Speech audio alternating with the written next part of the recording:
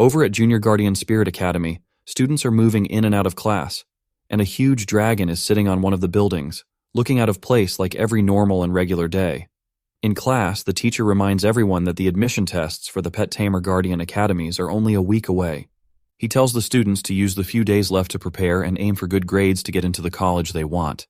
With that, he dismisses the class and the students start gossiping about how fast their 3 years of junior high flew by like some time skip, so they worry about their future, talking about what comes next. Those who fail to get into a Guardian Spirit Academy can only stay as regular humans. In a corner, our boy looks calm while everyone else freaks out. The tests are a week away, but he doesn't care. Being a traverser makes this world different for him. He was reincarnated here only a week ago, but thanks to merging with his host's memories, he already knows the world. Monsters run wild, and humans survive by staying inside tall city walls. Humans learn to fight monsters by taming spiritual creatures, giving rise to spirit guardians, or this universe's Pokemon players. Guardians fight monsters using powerful spirit pets, and they can also open places outside the city. Young ones dream of becoming strong guardians, and at 18, everyone gets a monster egg to hatch and start their first pet. This doesn't matter to Yahello, our boy in the corner. His host already hatched a pet, but it's a weak zombie that can barely move and can't get stronger. It has pretty decent defense but no attack, and it can't evolve, so it's basically useless. Yahello thinks the original owner probably died frustrated. While he sits in class, another boy, Chenji, tries to cheer him up. Even if Yahello fails the tests, he could still live a normal life. Yahello isn't impressed, especially since Chenji already has a strong wind wolf. Then something unexpected happens. A message shows up showing that Yahello's pet meets the activation conditions of a spirit system. Yahello gets excited as his cheat has finally arrived. Chenji tells him not to give up. Maybe he can still get into a low-level academy, but our Yahello has bigger plans. With the system, a low-level school isn't enough. He declares he won't settle for a low-level academy, catching the attention of Lu Wu, the class dumb bully, who makes fun of Yahello and his weak zombie. Chenji wants to fight back, but Yahello stops him, saying, "This isn't the place." The Lu family is still strong in the city, even if second-rate, so he promises to get revenge later. Yahello knows he has the potential to enter a top academy and beat Lu Wu to show what he's really capable of. With that, they leave class, and Yahello goes home alone, eager to test the system. At home, he learns that the system can level up spiritual pets fast. Even his useless zombie can evolve. Pets in this world have 8 growth levels: trash, mediocre, common, uncommon, rare, epic, legend, and myth. Myth is the top, but no pet has ever reached it. Higher growth means stronger skills and an advantage over others. Just seeing that his trash zombie can evolve makes him hella happy. The system says it can eventually reach myth if it evolves into the ultimate red-eyed zombie. He laughs, realizing the top Guardian Academy is now within reach. He remembers that pets usually need materials to evolve, so he checks what his zombie needs. The system gives him a rare chance, a free evolution without any resources, so he immediately upgrades his pet, and the useless zombie transforms into a fine blockbuster woman who introduces herself, ready to serve him. Yahello stares at his new female zombie, surprised at how flaming hot she looks, and starts thinking about how strong she might be. He decides to check her attributes and sees that her growth level has gone up from trash to common. On top of that, she has gained a new skill, Bloodlust, which heals the owner when she deals damage. It has a cooldown, but it can recover injuries and make fights last longer. Her damage reduction skill also makes her good at taking hits, so she can both defend and attack, acting like a proper punching bag when it's coming towards you. Even so, Yahello wants more power and starts thinking about how to get additional skills and talent points. The system explains that points are needed to add new skills or upgrade existing ones. Right now, he has 2 points to use, which can boost his pet's abilities. Spiritual pets need to learn skills to master them. At school, students only get taught 3 basic skills, which are Spiritual Chain, Spiritual Shield, and Spiritual Vision. High-level skills take time to upgrade, and Yahello's low spiritual power would make it even slower, so he decides it's not worth upgrading skills the normal way. Luckily, he has the points, so he can make instant improvements. The system offers him skill options. Looking at what suits his zombie, Yahello picks high-speed regeneration first. This skill lets the pet heal continuously as long as she doesn't die, which is perfect because spiritual pets can still get fatal injuries, making battles dangerous. He still has one more point left, so he picks the Berserker skill, which slowly reduces the pet's health but boosts her strength. Combined with Bloodlust, this makes her attacks restore health and lets her deal huge damage. Yahello realizes that with this combination, his female zombie could become terrifyingly OP in battle. With her new skills, he stops calling her a black-eyed zombie and instead calls her a white-eyed zombie. Yahello looks over her appearance and notices her skin is soft, almost like a human's. When he pinches her cheek to check, she turns bright red and blushes, asking what the hell he's doing. Hearing her speak surprises Yahello, and he decides that calling her just zombie isn't right. A hot chick like her needs a hot name, so he names her Shuiyu, and she seems happy with the name. Feeling pleased, Yahello checks her attributes again and sees that his pet is far stronger than before, even more powerful than other pets with the same growth level. But to evolve further, they need to hunt monsters and gain experience, so he declares it's time for monster hunting. He explains that the Federation he belongs to isn't weak in tech, but it's still behind compared to the latest technology. Cars and airships exist here, but they don't use gas or electricity. They run on spiritual energy and the power of friendship. Vehicles can only travel inside cities, while airships handle trips between cities. Powerful Imperial Spirit envoys are assigned to protect the airships, so travel is generally safe unless a massive group of flying monsters appears. He also explains money in this world. Cities use credit points as currency, so he takes a cab toward the south gate, but the driver is shocked that a student wants to that nightmare with nightmare DLCs alone. The city has 4 gates, all heavily guarded to prevent monster invasions. Outside, Yahello isn't the weak kid he once was. He now has enough strength to face the world beyond the walls. At the south gate, guards check his ID and let him through, because why not? Yahello explains that low-level monsters usually stay near the city walls, while stronger monsters are further out. So he calls Shuiyu and shows her a map of the area. They plan to head for the burial mound, where undead monsters aren't too strong and they drop materials needed for evolution. Yahello leads the way, while his hot zombie follows closely. The wilderness outside the city is dangerous, so they stay alert. They move toward the mound, knowing this is just the start of their adventure and that they need to keep growing stronger if they want to survive and evolve. As they move deeper into the wild area, Yahello talks about how he gets the first evolution for free but has to find all the other evolution items by himself. So to evolve his pet into a zombie, he needs 4 different things: a perfect bone, a heart of darkness, 10 second-grade darkness crystals, and 10 dark blood essences, and that is the whole reason he comes to this burial mound. He knows this place might drop 2 of the items he needs. The perfect bone and the second-grade darkness crystals are easy to get in this empty place. At that moment, Shuiyu says the undead are everywhere. That part makes sense since they come here to hunt the undead anyway. She looks cute, but her head stays empty, and Yahello still can't find any of the monsters. He even checks the map and sees that skeleton soldiers should be close, but he still doesn't see a single one. He forgets one thing though.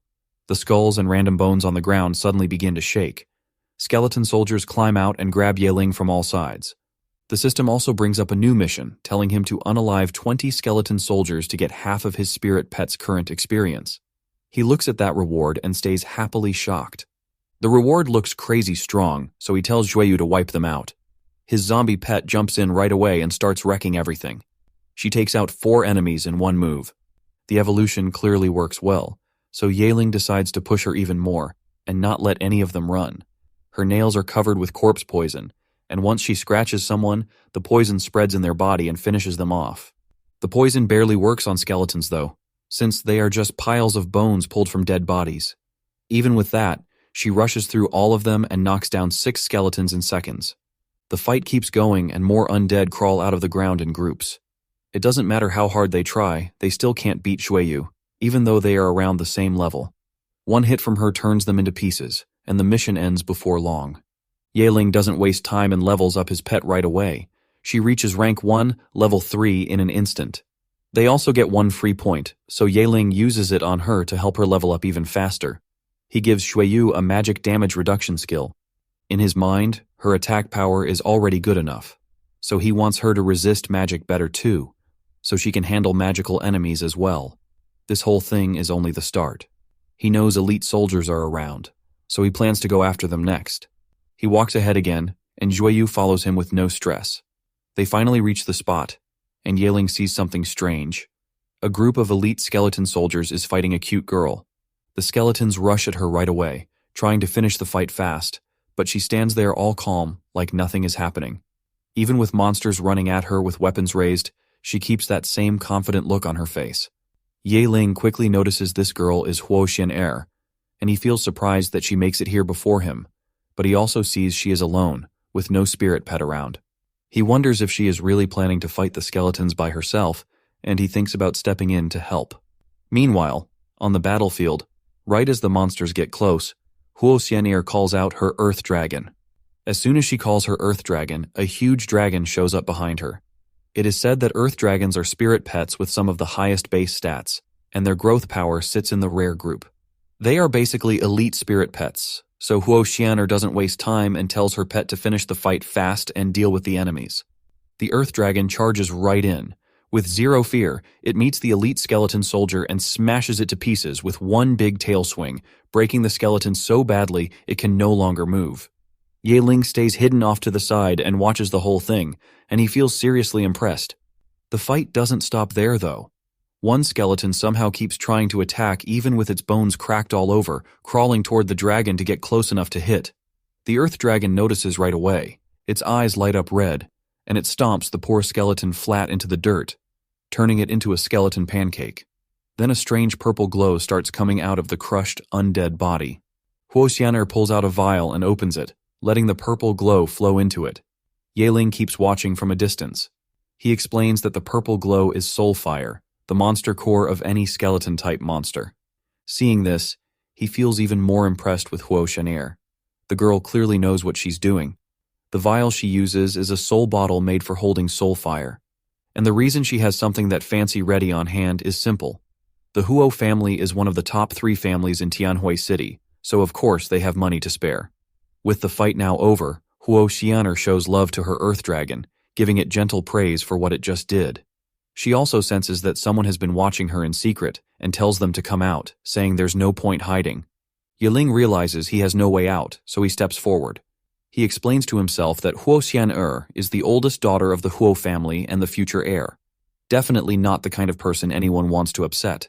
She is also known as the school's Madonna, respected by everyone for her family background and beauty. She reached level 7 of rank 1 at a young age, while Yahello only reached level 2 of rank 1 after more than half a year. Even so, since he's been caught spying, he walks out, and Huo Xian'er asks who he is and why he is following her around. Yahello just tries to act like he is some random passerby, but she identifies him as Yahello. He gets shocked and wonders how someone like her even knows about him. She explains that she heard about him at school as the guy whose first contracted spirit pet ended up being a useless zombie that couldn't evolve. That hits him hard. She then asks what he is doing here on his own in a dangerous place like the burial mound. Hearing that, Yahello gets angry fast. His tone turns sharp as he says that where he goes and what he does is his own business and not something she needs to worry about. Her words clearly hit a nerve. The Earth Dragon picks up on his harsh tone and gets mad because someone is raising their voice at its master. It gives a fierce growl at Yahello, scaring him so badly he almost collapses on the spot. Huo Xian'er sees this and bursts into laughter. She praises her pet again for defending her and tells it to stop frightening the guy. After that, she calmly tells Yahello she only wanted to warn him that the burial mound is extremely dangerous. Someone like him shouldn't be walking here alone, and she thinks he should head back soon. Instead of calming down, Yahello gets even more triggered. He says he has no reason to turn back this early. He says he can take care of himself, and that she doesn't need to worry about him like she's his mom. In his mind, he stays annoyed at how confident and superior Huo Xian'er acts, just because she comes from a strong and wealthy family. After saying what he wants to say, he turns around and walks deeper into the woods, thinking he is no longer the same useless person he used to be, and leaves her behind.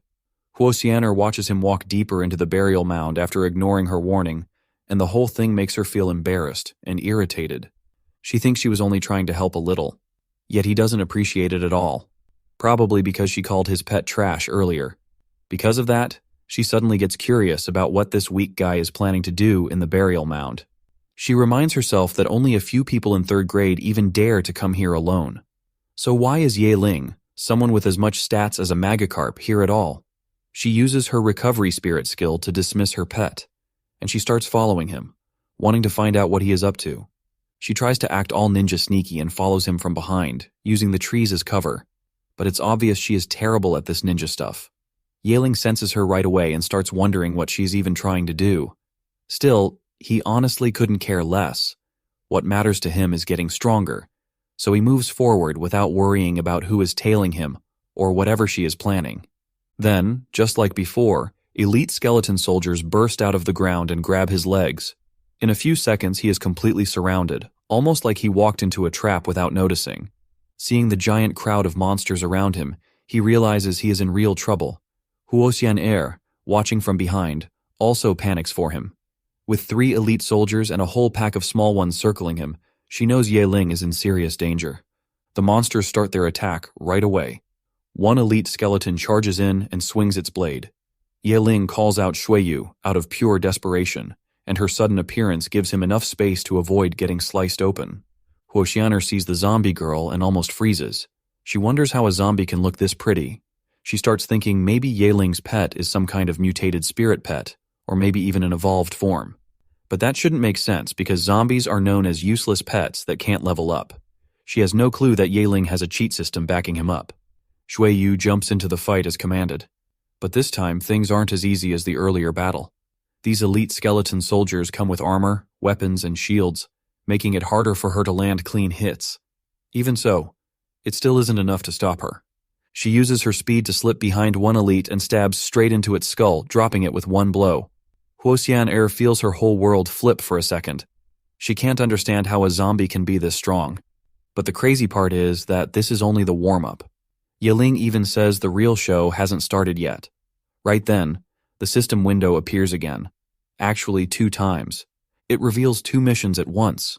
The first one is to unalive 20 skeleton soldiers and get 50% XP along with a new outfit for his spirit pet.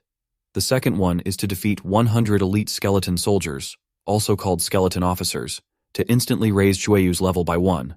For him, this is basically a dream. Completing 2 quests at the same time with huge rewards is the best luck he could ask for. He doesn't even understand why the system wants to give an outfit, but he seems excited anyway. The only annoying thing is that unaliving 100 skeleton officers is going to be exhausting. But it looks like fate is on his side because more and more skeletons start crawling out of the ground and rushing straight at him. The poor undead have no idea what they're running into. Since things are going exactly the way he wants, he decides to just roll with it. He commands Shuiyu to activate Berserker and attack. Shuiyu follows the order, bites her lip to draw a little blood, and triggers her special move. A red glow forms around her instantly as she prepares for a long fight. Huo Xian'er watches with growing shock. She recognizes the Berserker skill right away. It lowers health but boosts attack and speed. With a zombie that can absorb blood using that skill, she feels like the whole setup is basically cheating. She stares in disbelief while the fight ramps up. On the battlefield, Shuiyu moves so fast after activating Berserker that she looks like a blur, smashing skeleton after skeleton in seconds. Her power and speed make even one punch enough to send an undead crashing back into the dirt. Eventually, she reaches a skeleton officer, and Yaling suddenly gets a new idea. He decides it is the perfect chance to test one of his spiritual abilities, so he uses the spiritual chain. Chains with a purple glow appear on the battlefield and wrap tightly around the skeleton officer, locking it in place and leaving it completely open for a clean hit. The chains pull the skeleton officer down to the ground. At the same time, Yaling stands there, aura farming in a full T-pose like he is trying to flex on the whole world. With the enemy wide open, he sends Shuiyu in, and she charges forward. The moment she gets close, she sends a clean soccer kick straight into the skeleton's head, and the skull flies off like a football, crashing into the monsters behind it. The soldiers fall over like bowling pins as the skull hits them, taking down a bunch of enemies at once. Watching all this happen, Huo Xian'er doesn't know how to react. She stares at the zombie girl and thinks about how scary this berserker zombie actually is. She even thinks her earth dragon, one of the strongest pets, would not be able to beat this girl. Meanwhile, Yaling is having the time of his life as he watches Shuiyu fight, and he tells her to finish everything fast. She keeps going without slowing down, taking out one skeleton after another with no effort. Her wild speed helps her strike again and again, clearing the whole field in just a few seconds. But the whole thing is too much for Huo Xian'er to understand. Even the skull, which is supposed to be the toughest bone, was crushed with one clean hit. She never imagined that Yaling, the guy everyone called bottom-of-the-barrel trash, would suddenly turn into someone who can challenge her and even become a real rival for entering the top Guardian Spirit Academy. She refuses to accept this ending. She tells herself she won't give up so easily. But honestly, fighting someone with plot armor never ends well. Back in the battlefield, Yahello starts checking the huge pile of bones left behind and wonders why there are no useful drop items even after taking out such a big group. Picking loot by hand feels annoying to him. With all his new power, he thinks it would be nice if the system could give him an auto-pickup function or something like that. Almost like the universe heard him, the system screen appears again and gives him a new mission. It tells him that reaching rank 2 level 1 will unlock the auto-pickup feature along with some secret reward. Instead of being happy, this makes him frustrated. He is only rank 1 level 3 right now, and reaching that rank feels far away. So for now, he has no choice but to pick items by hand like some poor worker. He starts digging through the bone pile again without rest. After a while, he notices something shiny and bends down to check it. When he gets a closer look, he realizes he found exactly what he needed: a flawless bone. This is one of the items required for Zhueyu's next stage, and he didn't think the first evolution material would show up this easily. He explains that the only evolution materials he can find here in the burial mound are flawless bones and second-grade darkness crystals. Since he already found one of them, he decides to continue looking for the other. He believes there should be a lot more targets around, and Zhueyu agrees. With that, they go right back to farming again, while still aura farming, of course. A few hours later, they are still fighting non-stop and clearing the monsters that keep appearing. Zhueyu leads every attack, but her body clearly shows how tired she is. She is panting a lot, her clothes are torn everywhere, and she looks worn out after all the battles. But she keeps going because the job isn't done yet. A skeleton officer tries to take advantage of her while she's all tired out, but Zhueyu is not the type to let her guard down. Even with low energy, she activates her berserker skill again and jumps in. She hits her enemies without hesitation and smashes them straight into the ground, ending the fight with the last bits of strength she's got left. As the fight goes on, Yahello just chills at the side like he's the NPC now. A moment later, the system tells him that one of those 2 tasks he ignored earlier somehow got completed. In return, he gets half his experience bar filled and even a fresh set of clothes made only for Zhueyu. He notices that her experience points jump by a crazy 80% in one day, and this kind of leveling speed looks like straight-up cheating. Still, he focuses on the outfit first. It turns out it's only for Zhueyu, and the name of the thing is Nichang Bloody Garment. The dress even comes with a bunch of buffs, like blocking physical hits and magic hits, plus a self-cleaning thing that makes it basically unbreakable. Because of all that, he calls Zhueyu back right in the middle of her fight and hands her the outfit. He starts bragging about how good the thing is and tells her to change into it fast so they can get back to farming, and she instantly starts changing right in front of him. With all that happening, she starts taking off her clothes, and Yahello gets a nosebleed like some cartoon idiot. Sick behavior, because this is literally his pet. When she finishes, she steps out in the new outfit ready to continue. Yahello stays happy with everything happening. Not only because he just saw a pretty girl standing in front of him like that, even though that part definitely helped, but also because the new outfit repairs itself, and she can keep using it for a long time. With that done, the battle continues again, and Zhueyu starts tearing through enemies like usual, dropping them one by one.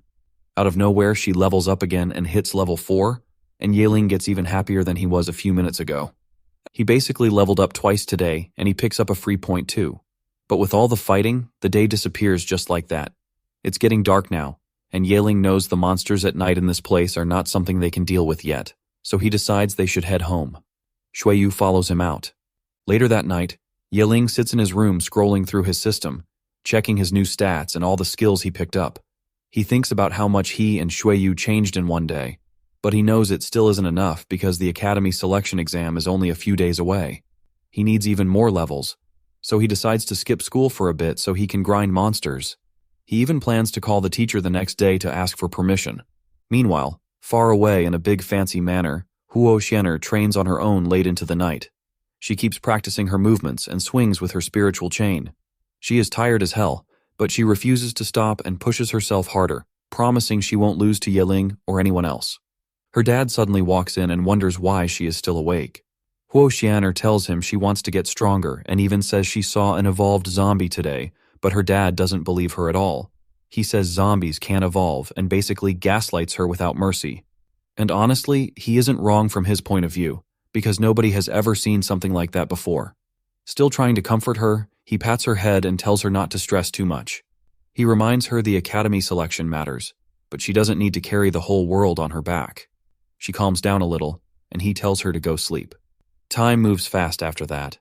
3 days pass like nothing, and Yahello wakes up early in the morning full of energy. It's academy selection day now, and he is ready to go.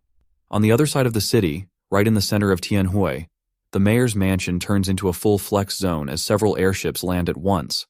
With all the Guardian Spirit Academy ships lined up in the sky, the whole crowd stands there with their mouths open like they just saw the Avengers pull up. Meanwhile, the mayor, Shang Lingkong, happily greets the important guests like he's been waiting his whole life for this moment. And these guests are not random people. They are the big shots from the top spirit academies. From Qinglong Academy is Lu Feng, rank 7 level 8. From Baihu Academy is Bai Tong, rank 7 level 7. Then comes the representative from Xuanwu Academy, Huo Ling, rank 7 level 7. She is from the Huo family branch in Saint City, and she even brings up Huo Xian'er, asking if the girl is really as gifted as the rumors say. The mayor proudly claims that Huo Xian'er is indeed a rare talent, sitting at the very top among all the youngsters in Tianhui. But the list isn't done yet, because Hong Xiu, rank 7 level 7, also joins the group. With everyone gathered, the mayor gets straight to business and leads them to the trial location. At the exam field, all the students gather, waiting for the most important test of their lives. Chen Ji stands in the middle of the crowd, looking around like he lost his wallet, trying to find Yahello. After failing to spot him anywhere, he assumes Yahello must have backed out already. And honestly, it makes sense from his point of view. He hasn't been able to reach Yahello for days, and with a pet as useless as a zombie, it doesn't seem impossible that Yahello just quit quietly. But right then, Yahello finally appears and walks over. Chen Zhi gets confused about where he has been, especially since he tried to contact him non-stop. Luckily, the teacher told him Yahello was on leave, or else this dude would have thought Yahello was already 6 feet deep. Yahello simply brushes it off and mentions he was just cultivating these past few days. Chen Zhi instantly feels that something about Yahello is different. He has a whole new vibe now. Yahello even claims he might get an offer from a top academy. But this bold talk just turns him into the main clown of the morning. The bystanders hear it and start mocking him like they were born for this job. Everyone knows his spiritual pet is trash, so they treat his claim like comedy. These kids roast with zero mercy. Yahello doesn't care though. He lets them laugh because he knows they won't be laughing later. At that moment, the representatives from the 4 academies arrive with the mayor. The mayor looks around and comments on how lively the students are this year, then starts the big event. Yahello feels pumped and ready. The teacher walks to the front to explain the trial again. The Guardian Spirit trial comes in 2 parts. First is surviving inside a fixed secret domain. Everyone gets teleported in there, and rank 1 beasts will attack them non-stop. Students must survive for 3 full days if they want to pass. Those who pass can move forward to part 2, which is all about combat. The students get split into 2 groups, and the winning group gets to advance. The losing group drops out. Anyone who fails the first trial can only join a low-ranking academy, but at least they can keep trying. The more times you try, and the more times you win, the higher your chances of getting into a better school. The top 10 students get the best options and can walk into the top schools, or at least into the good ones. The teacher reminds everyone to use their heads and not go crazy, because pushing themselves too hard might end badly. Lives matter more than anything, and if you end up dead, then everything else becomes pointless. Some students get shaken by this. One girl even worries about whether people actually die in the trial.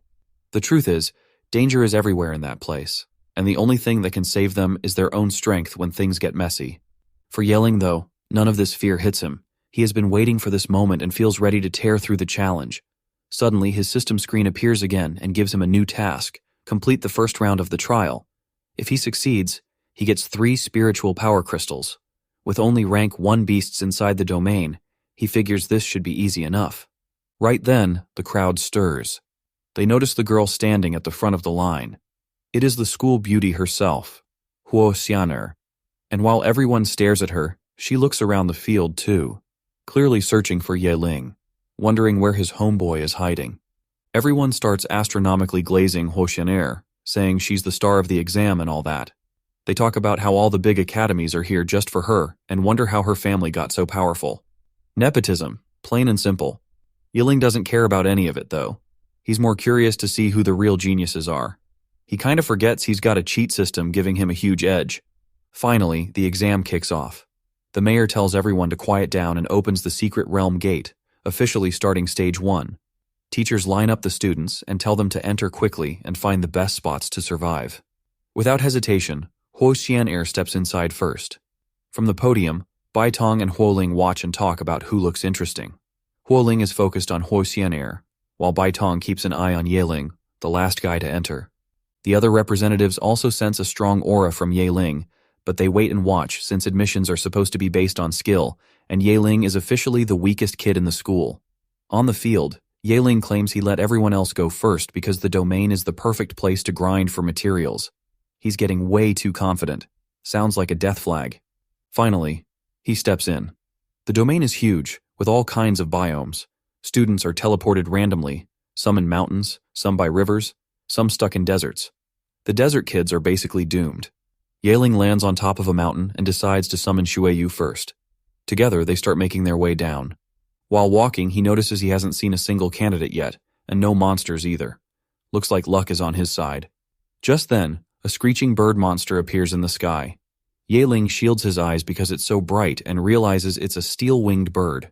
Adult ones are level 4, but judging by its tiny wings, this one's an infant, basically weak. Yeling tells Xueyu to handle it. She jumps up, attacks, and sends the bird flying away with its tail tucked like it just got embarrassed. Yeling laughs, but thinks it's a shame she can't fly, or the bird would be gone for good. Flying pets are always useful, and he decides he's definitely getting one next time. The duo finds a cave on the mountain, and they decide to use it as their base for now. And Yeling keeps saying a cave is way safer than sleeping outside. The steel-winged bird is still salty about the last fight and keeps following them around, screaming here and there and stressing Yeling, who already feels done with this whole thing. He makes it clear that if they don't deal with this bird soon, there is no chance for any peace or good sleep, and sleep is basically a treasure at this point. Even though the bird follows them, it still refuses to attack, which shows it is scared of Xueyu. But it is also obvious the bird wants him, not her, so he decides to drag the thing down and end it. To make that happen, he leaves Xueyu hidden and walks into the open alone so he can pull the bird close enough, but the monster is not dumb and stays far away. Realizing this thing actually has a working brain, Yeling moves deeper into the forest so the bird won't be able to resist the bait. He runs non-stop into the thick part of the woods, trying to trick the creature, and he keeps telling himself this is the best place for the monster to strike because it should be ready to jump him by now. Even so, the bird turns out to be smarter than he thought. Before doing a direct attack, it tests him by dropping an AoE blast, and the funny thing is that Yeling already expects this and pops up his spiritual shield at the last second, forming a barrier that blocks the attack even though it is still a huge pain to deal with. That attack is only the warm-up, because the bird suddenly charges in for a close hit. Yeling gets worried right away because the bird's beak is known for being stupidly strong, and he knows his level 1 shield won't survive that, so he throws out his spiritual chains to catch the beast, and it actually works. With the bird finally trapped, he brings out Xueyu to finish it, and she rushes in and slices the monster's head off in one clean move. With the bird done, Yeling starts digging through the body for evolution materials, and that is when he realizes this bird brain actually carries some really high-level stuff, the kind that costs a lot, but he doesn't need them right now. He still grabs the feathers, talons, and beak while thinking about how he needs to hit rank 2 as soon as possible. Then he remembers that the neck meat of a steel-winged bird is a top-tier cooking ingredient that rich people fight over, the kind that shows up only in fancy hotels in Tianhui City, so now he knows they are eating good tonight. After that, he and Xueyu head back to the cave, and Yeling starts wondering if zombies prefer raw or cooked meat, and if they even need to eat at all. Meanwhile, the whole exam field is in a mess. Medics are healing injured people, and the representatives keep watching Yeling's performance. Even Huoling starts getting interested in him because she never expected a level 4 steel-winged bird to get handled that easily. Baitong agrees and says having this much strength at his age is pretty wild for this city, and his pet being a rare humanoid spirit makes his future fights worth watching. It sucks for Hongshu because her academy only takes girls. Then, one of the mayor's assistants shows up with a tablet because the mayor wants more info on Yeling, and the guy starts reading the background while sipping his tea. Next thing you know, he is choking and everyone is confused, and when they check the tablet, the reason becomes obvious. Yeling's spiritual pet is actually a zombie. Even after seeing it with their own eyes, the representatives still can't process it because zombies are known for not being able to evolve. Baitong gets even more curious about this kid, And since Ye Ling joined the trial, Baitong knows that if he can pull him into his academy, everything will be clear once and for all. As it turns dark, in another part of the secret realm, Li Yue hides on a mountain and keeps acting like this place is a gold mine where nothing can bother him. He feels completely relaxed because nobody in their right mind would mess with a scary creature like the venomous scale python, which happens to be the same monster he is hiding under. As long as he stays still and keeps his presence covered with the python's help, he feels like cruising through these 3 days will be easy. Then he suddenly spots smoke rising far away, and he instantly starts cursing the clown who thought making a fire at night was a smart idea. Nighttime is when the strongest monsters come out, so anyone pulling attention like that is basically asking to get eaten. He keeps wondering who is crazy enough to do something like that, and the genius turns out to be Ye Ling, who is happily cooking the steel-winged bird meat. Now that he knows Jueyu doesn't want any, he stops holding back and goes all in on the neck meat, immediately entering a food coma level of joy. The flavor lives up to the hype, and he decides it tastes better than chicken. And it is so good that tears start rolling down his face as he celebrates this fancy meal even in a dangerous place like this. While he is living his best life, Xueyu watches him eat, and then she suddenly notices movement around them. She explains she heard something, and when they look around, they see a whole pack of wolf monsters circling them, so she gets ready to fight. Ye Ling drops his food right away. He has been waiting all night for monsters to show up, since he needs something to farm for experience, but this time the enemy is a lot stronger than he expected. A demon wolf king, rank 1 level 7, appears with its underlings, and Ye Ling realizes he messed up because he wasn't trying to attract something this strong. He knows this kind of monster is no joke, so he puts all his trust in his zombie girl. Meanwhile, the wolf king is hyped and starts growling at them, telling its pack to go in for the attack. The wolf king has no idea it is about to get embarrassed by their zombie waifu. Xueyu rushes in instantly and starts attacking left, right, and center, clearing out the smaller wolves. While she is busy, the wolf king tries to take advantage of the moment and goes straight for Ye Ling, trying to unalive him before she notices. Ye Ling panics when he sees it charging full speed and calls for Xueyu to save him. She sprints right over, grabs the beast's jaws, and forces them open so it can't bite him. This gives the smaller wolves time to jump in as a group. But this is exactly what Xueyu wanted. Once they all crowd around, she unleashes a combo of non-stop attacks, heavily injuring the Wolf King while cutting down its underlings at the same time. The Wolf King ends up with a fresh scar over its eye and becomes even more furious. In a crazy rage, it locks eyes on Xueyu, ready to tear her apart. Ye Ling watches and praises her skills in his head because even if the wolf is level 7, the difference in strength is huge since Xueyu is a rank 1 level 9 spirit pet. The Wolf King clearly doesn't understand that gap and charges recklessly, using wild techniques to boost itself. It sprints with everything it has, trying to pounce on her. But Xueyu is not the type to get caught slipping, and she dodges easily. She then moves into the perfect spot and kicks the Wolf King away, ending its life instantly as if it were nothing. That's basically peak overpowered energy right there. With the fight over, Ye Ling walks over to the corpse to see what loot he can get. As luck turns out, this demon wolf contains 2 very important materials needed to evolve Xueyu even further, the demon wolf heart and the dark blood essence. With these items, he believes he can evolve her fast. Outside the secret realm, everyone watching is completely shocked. They sit there confused, wondering who this Ye Ling kid is, and how someone so strong has been unknown this whole time. They slowly remember that he is the student with the so-called useless zombie, and even the teacher is stunned. Meanwhile, injured students are being rescued and dropped in the exam area. To handle this, the mayor tells the medical staff to carry the kids away for treatment.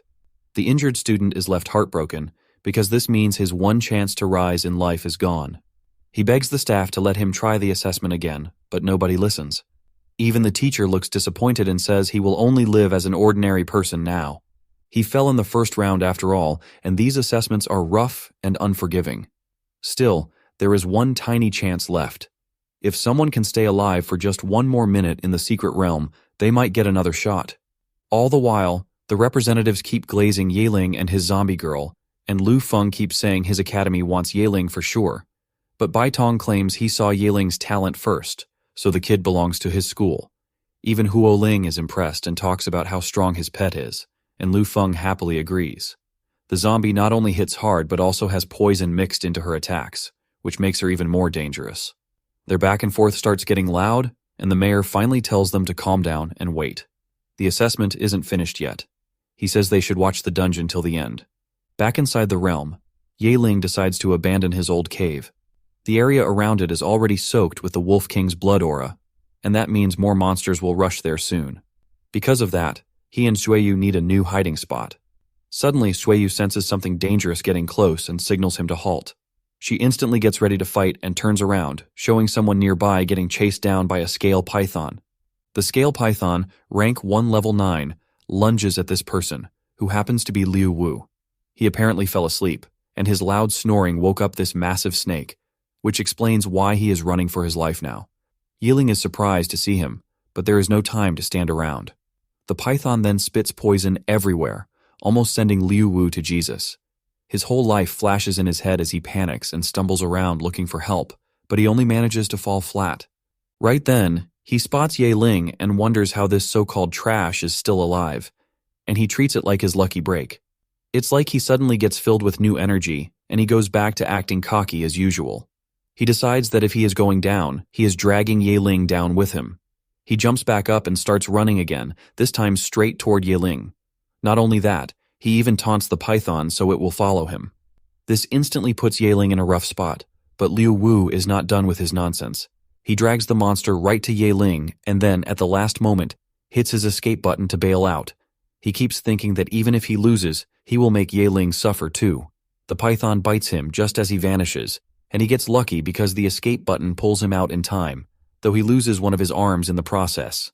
Outside, the medics rush over to help, trying to take him for treatment, but he refuses and says he wants to stay here to watch Yahello's supposed downfall.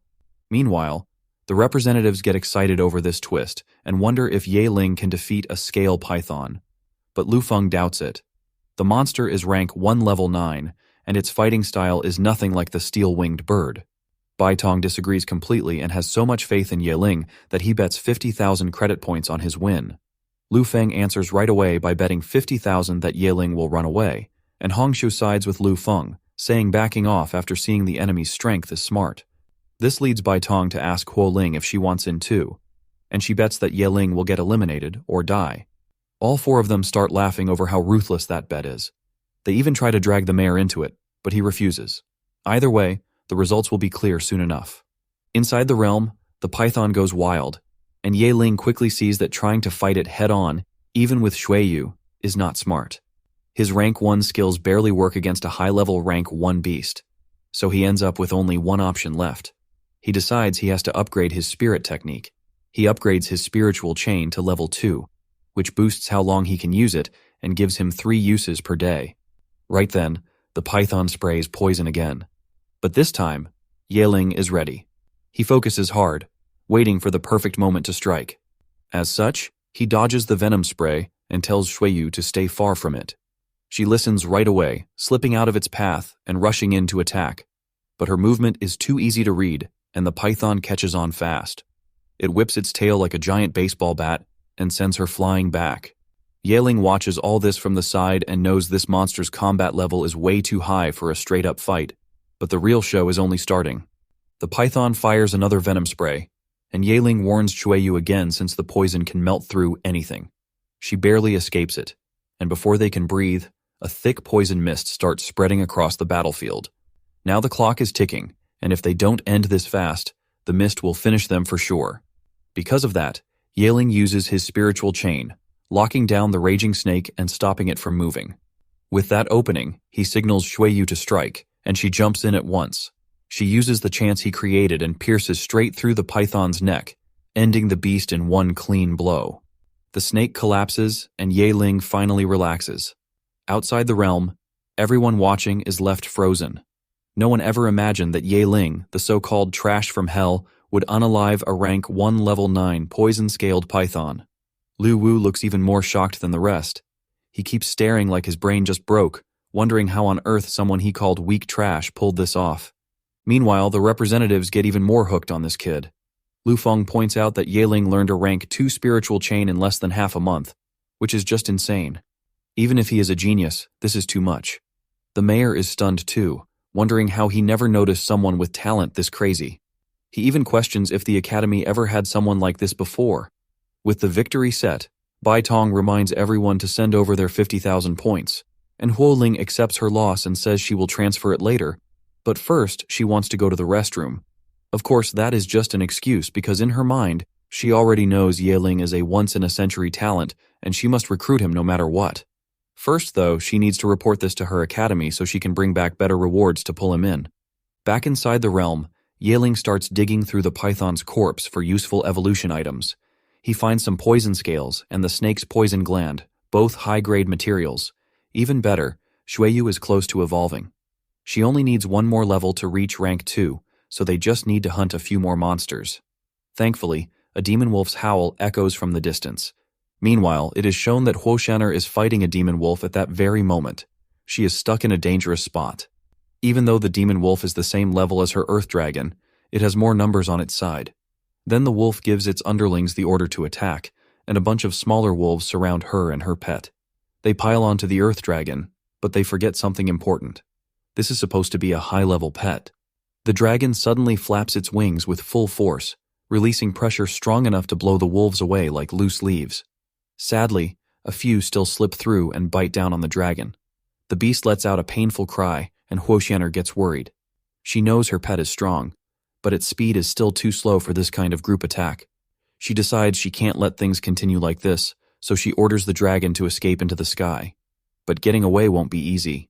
The demon wolf king leaps up toward them, and even though she tries to guide her dragon out of reach, her reactions are too slow. The wolf king clamps its jaws onto the dragon's arm. This throws both of them into trouble. She checks if her pet is okay, but inside her mind she is terrified about what comes next. She wonders if this is where everything ends for her, if she will fail the trial right here before even clearing the very first stage.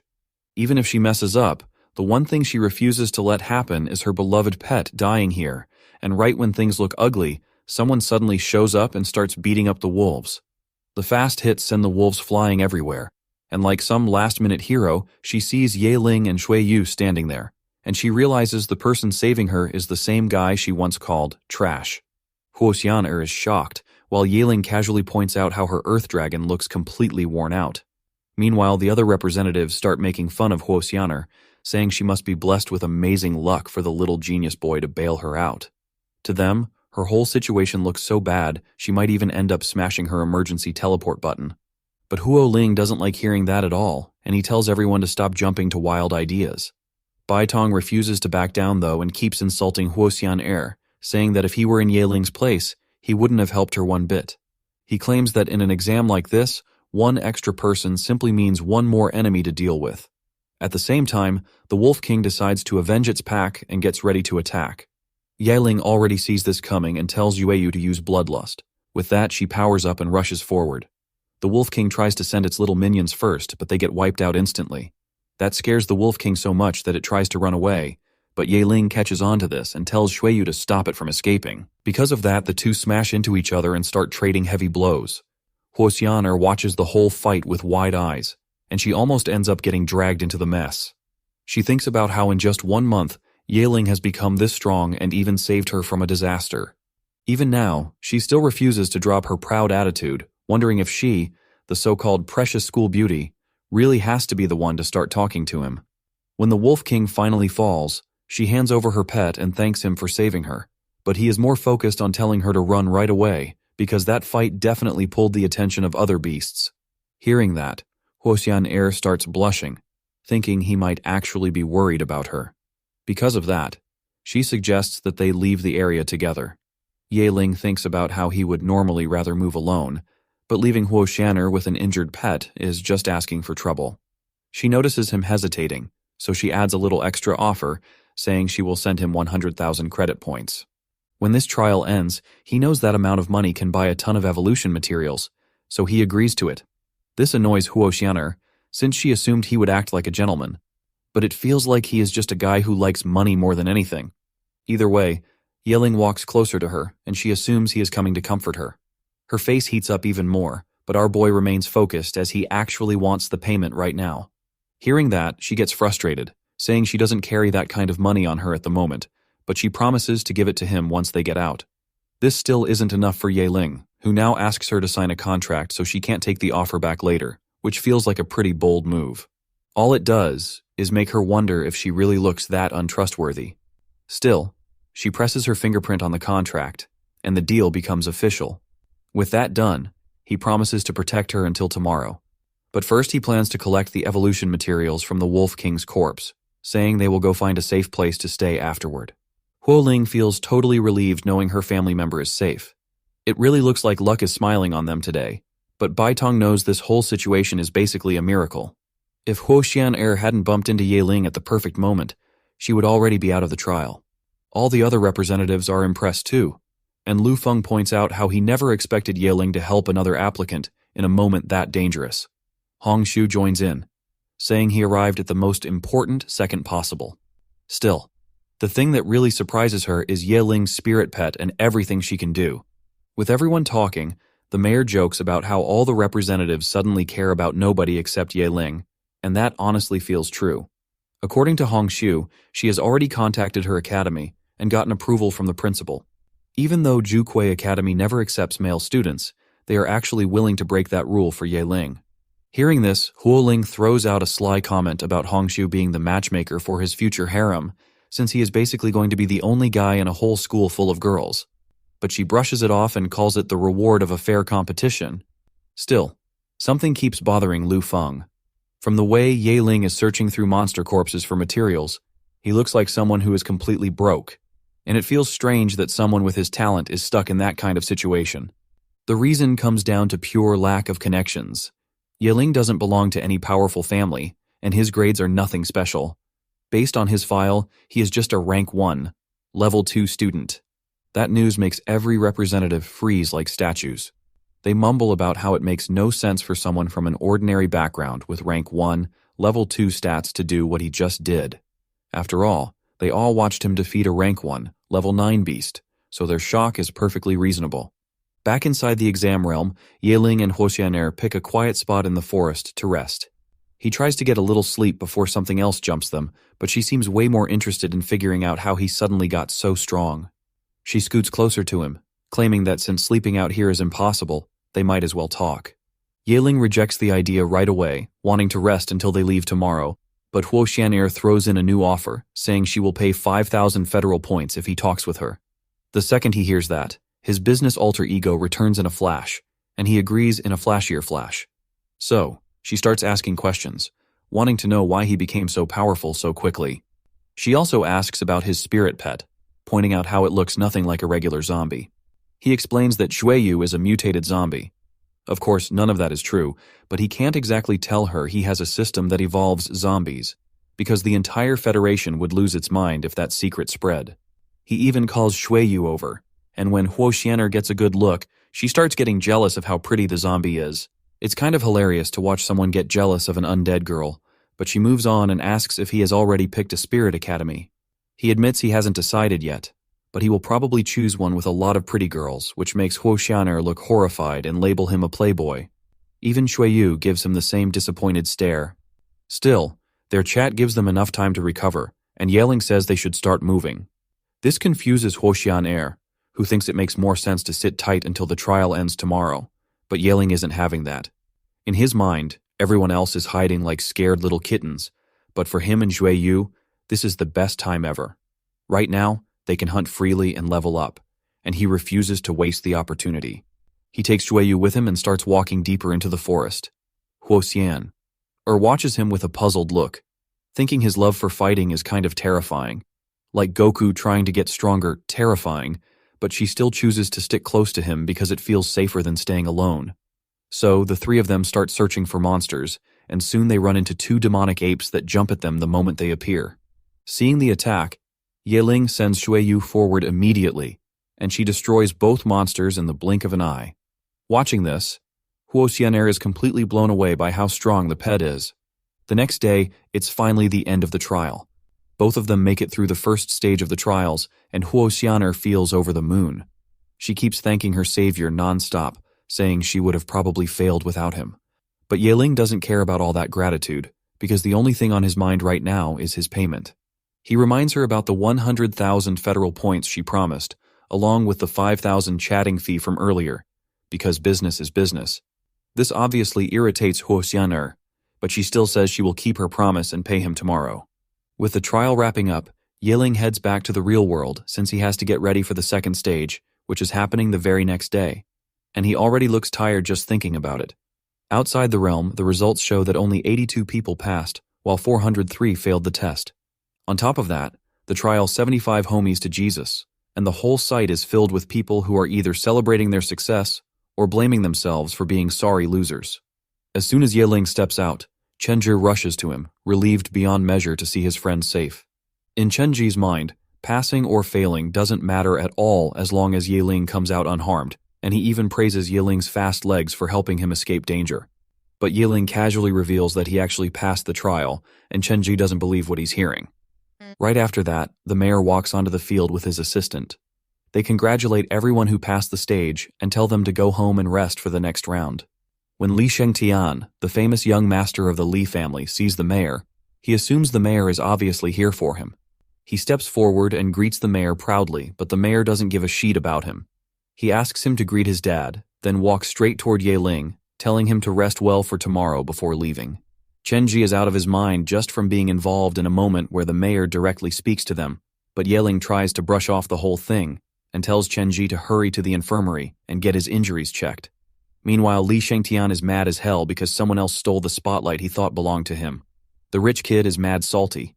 He demands information about Yahello from one of the people around him and learns that Yahello supposedly has a trash-tier zombie as a pet. This only makes him even more furious, because being overshadowed by someone with such a low-level pet feels like a slap in the face. Now he believes Yahello is definitely not normal, and quietly vows to uncover the true limits of Yahello's strength in the second stage tomorrow. Later that night in his apartment, Yahello finally gets a chance to relax after the crazy test. Nobody even knows how he can afford an apartment on his own, and it really makes people wonder if he is sure he isn't secretly from some big family. But he knows very well that without his cheat system, he wouldn't even qualify for the lowest Spirit Tamer Academy, let alone an elite one. Still, he did manage to hunt plenty of monsters in the secret realm and gather a whole bunch of materials. Now he plans to sell everything and make good money. Right then, the payment from Huo Xian'er lands in his account, giving him a total of 105,000 federal credits. This huge amount is more than enough to buy all the evolution materials Jueyu needs, and he instantly checks his status window.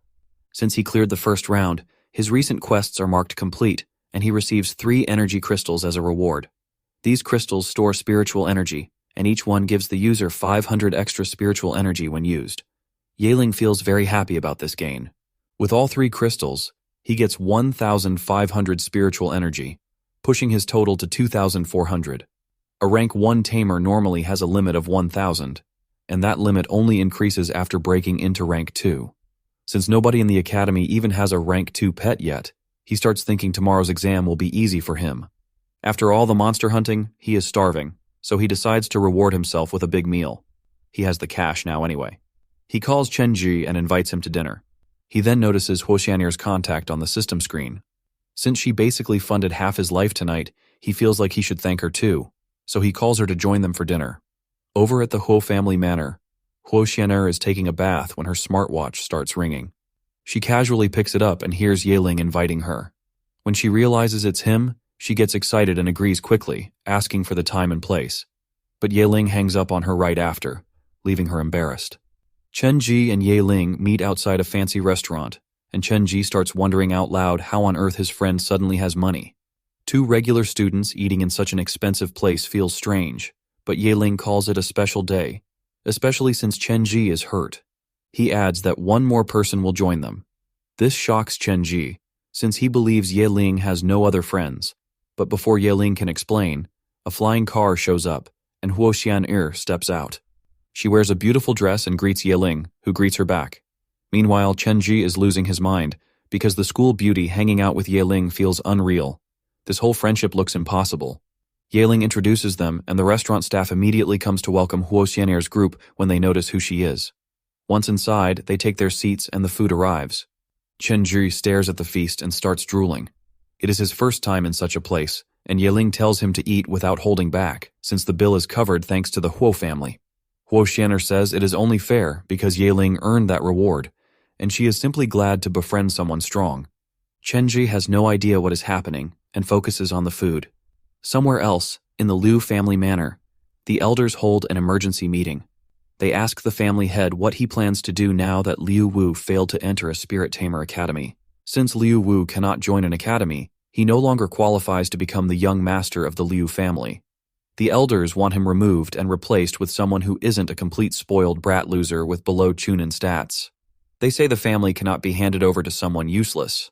Liu Yun, the head of the family, has already made up his mind. Liu Wu kneels before him, blaming his failure on bad luck and the python he fought. But his begging only makes things worse, and Liu Yun strips him of the young master position, giving the right to someone from the direct line instead. The elders agree and plan to choose a new candidate right away. This leaves Liu Wu in serious trouble. Without the title and without the family's full support, he knows he loses everything. But he never loses his hatred for our boy Tho, and he swears he will make Yeling pay for it. The next day, the ones who make it to the next trial reach the exam venue, and Yeling and Chen Ji stand in the middle of the crowd while Chen Ji worries like his friend is about to enter a lion pit. He keeps stressing about the next round because the applicants are supposed to fight each other, and he keeps telling Yeling to stay sharp since everyone thinks his pet is trash, while Yeling stands there with the same calm face like he already knows he will be fine. Then the mayor walks up to the podium and starts talking, congratulating everyone and explaining how the test works, saying everyone should bring their best so the academy representatives can see them and maybe pick them for the schools they dream about. The second round turns out to be a random battle, and the rules say that if one side gives up, cannot fight anymore, or gets kicked out of the ring, then that person is the loser, and the loser's result depends on how long they last. It is also said that once the opponent loses the ability to fight, the other side must stop or get kicked out of the exam. But even with rules like that, people still end up injured every single year. Anyway, the mayor starts the random battles and reveals the lineup, and funnily enough, both Yeling and Chen Zhi get picked for the first round. Right then, Yeling suddenly hears something and notices his cheat system going crazy. One by one, quests pop up nonstop until he ends up with 6 missions at the same time, and the system even lets the rewards stack together, leaving him shocked because he has never gotten this many missions all at once. But the test is starting, so he moves along when the referee calls him to Ring 4, and the referee reminds him that the fighters should pay attention to the fight time, because if one side stops responding for too long, the fight will be cancelled. Yeling is matched with a random NPC named Tian Chen, someone he has never heard of and knows nothing about. He still walks in like it is nothing, and the moment the fight starts, Tian Chen summons his pet, a Uniceros, while Yeling calls out Shui Yu, and both sides get ready. The bystanders stare with full interest, but most of them go silent when they see Shui Yu for the first time. Her appearance shocks everyone so much that many people start wondering if she is even a real spirit pet. And the guys in the crowd go wild as they stare at her and start wishing their pets looked half as good. Even Huo Ling and Hong Shu watch closely and point out how Yeling suddenly becomes the main focus of the entire place the second Shui Yu shows up, while Tian Chen looks at all this and still treats Yeling like he is just another random extra. He sends Uniceros forward to finish the fight quickly, and Uniceros charges right in, trying to crush Shui Yu with raw strength, but Yeling stays calm because he already sees what Tian Chen is trying to do. That ends up being a huge mistake for Tian Chen, because Yeling tells Shui Yu to go all out, and she jumps in without holding back. Both pets crash into each other, but everyone gets stunned when Uniceros suddenly stops in the middle of its attack as if it runs into a wall. Things only get crazier when Wei Yu grabs the giant beast, lifts it clean off the ground, and tosses it out of the ring like it is some huge sack of trash, ending the fight right there and giving Yeling an easy win. The crowd stares at Shui Yu's strength, while Tian Chen just stands there, failing to accept what just happened and still calling Yeling a loser. Irony final boss. Yeling, on the other hand, says that losers change if they keep working hard, and that anyone who wants big results has to push themselves or give up halfway. One of his missions gets completed instantly, giving him rewards on the spot, which makes Shui Yu jump straight to level 10. Meanwhile, the other fights finish too, with Li Shangtian, Chen Ji, and some dude named Ma Xiaojian getting their wins, even though Yeling barely pays attention since he is way more excited about Shui Yu reaching rank 1 level 10. He remembers that whenever a spirit pet levels up, the host's body gets boosted too, so once Shui Yu reaches rank 2, he will be able to make a contract with another pet. Right after that, Chen Ji walks over with injuries all over his body, and Yeling looks at him with concern because it is obvious the next round will be rough for him. But Chen Ji tries to stay hopeful, thinking he might get matched with someone who is even more beaten up. On the podium, the representatives feel impressed by the students' skills, but everyone knows this is just the warm-up part. If the applicants want to enter a top academy, they need to enter the secret realm many times, so this whole thing works like the basic training. As the competition moves forward, everything gets more exciting, and soon the second round starts with the lineup shown to the crowd. Yaling goes up first and tells Chenji to chill since he already survived the first round. Chenji lets him know he is fine, and even though he still feels a bit salty about the previous fight, he wants Yaling to focus on his own battle. He calls Yaling a black horse, and Yaling just laughs and heads for the stage. Even with his friend hyping him up, he still refuses to underestimate his opponent, Feng Haotian, even if the guy comes from a second-rate family. Inside the ring, Feng Haotian stands like he is already the winner. He watched Yaling in the last round and found it impressive, but not impressive enough. He tells Yaling to accept defeat early so he does not get hurt, but Yaling is not the type to step back from anything. He feels there is no way to know who wins unless they let their pets handle it, so he gets ready. In the crowd, the Feng family patriarch watches the fight with full confidence, because he thinks Feng Haotian is lucky this round since his opponent is not from a major clan. He believes his prodigy will take this win too, without knowing what is waiting for his boy. The battle starts, and Feng Haotian brings out his pet, a green bird. The moment the pet shows up, Feng Haotian climbs on it and flies into the sky, acting like it is already too late for Yaling to turn things around. Yaling calls out Xueyu, and since he knows flying pets are super annoying, he tells her to look for a good chance to hit back. But Feng Haotian is not easy to handle either. As soon as he reaches the air, he fires long-range attacks down at Yaling. He knows going straight for the summoner makes the win much easier. But Yaling is ready and puts up a spiritual shield right before the attacks land. The Feng patriarch watches all this with pride in his son and waits for the outcome. Inside the ring, Yaling tells Xueyu to use blood fog, and the whole place fills with red mist, making it hard to see anything. Feng Haotian starts flying even higher to escape the fog, but this ends up being his biggest mistake. Just when the green bird tries to rise, Yaling throws out a spiritual chain and locks the bird in place, trapping it mid-air. With that opening clear, Xueyu charges straight in. Feng Haotian struggles to break free, but he cannot escape this level 2 spiritual chain, no matter how hard he tries. Yaling pulls the chain and drags both Feng Haotian and the green bird down to the ground. This gives Yaling the win, and the whole crowd loses it. This win also completes another mission for him, giving Xueyu an extra boost of experience. On the podium, the representatives stare in disbelief. Bai Tong calls Yaling's move reckless, thinking one small mistake would have put him on the floor instead. Huo Ling is unsure about that, and feels like Yaling planned everything from the start.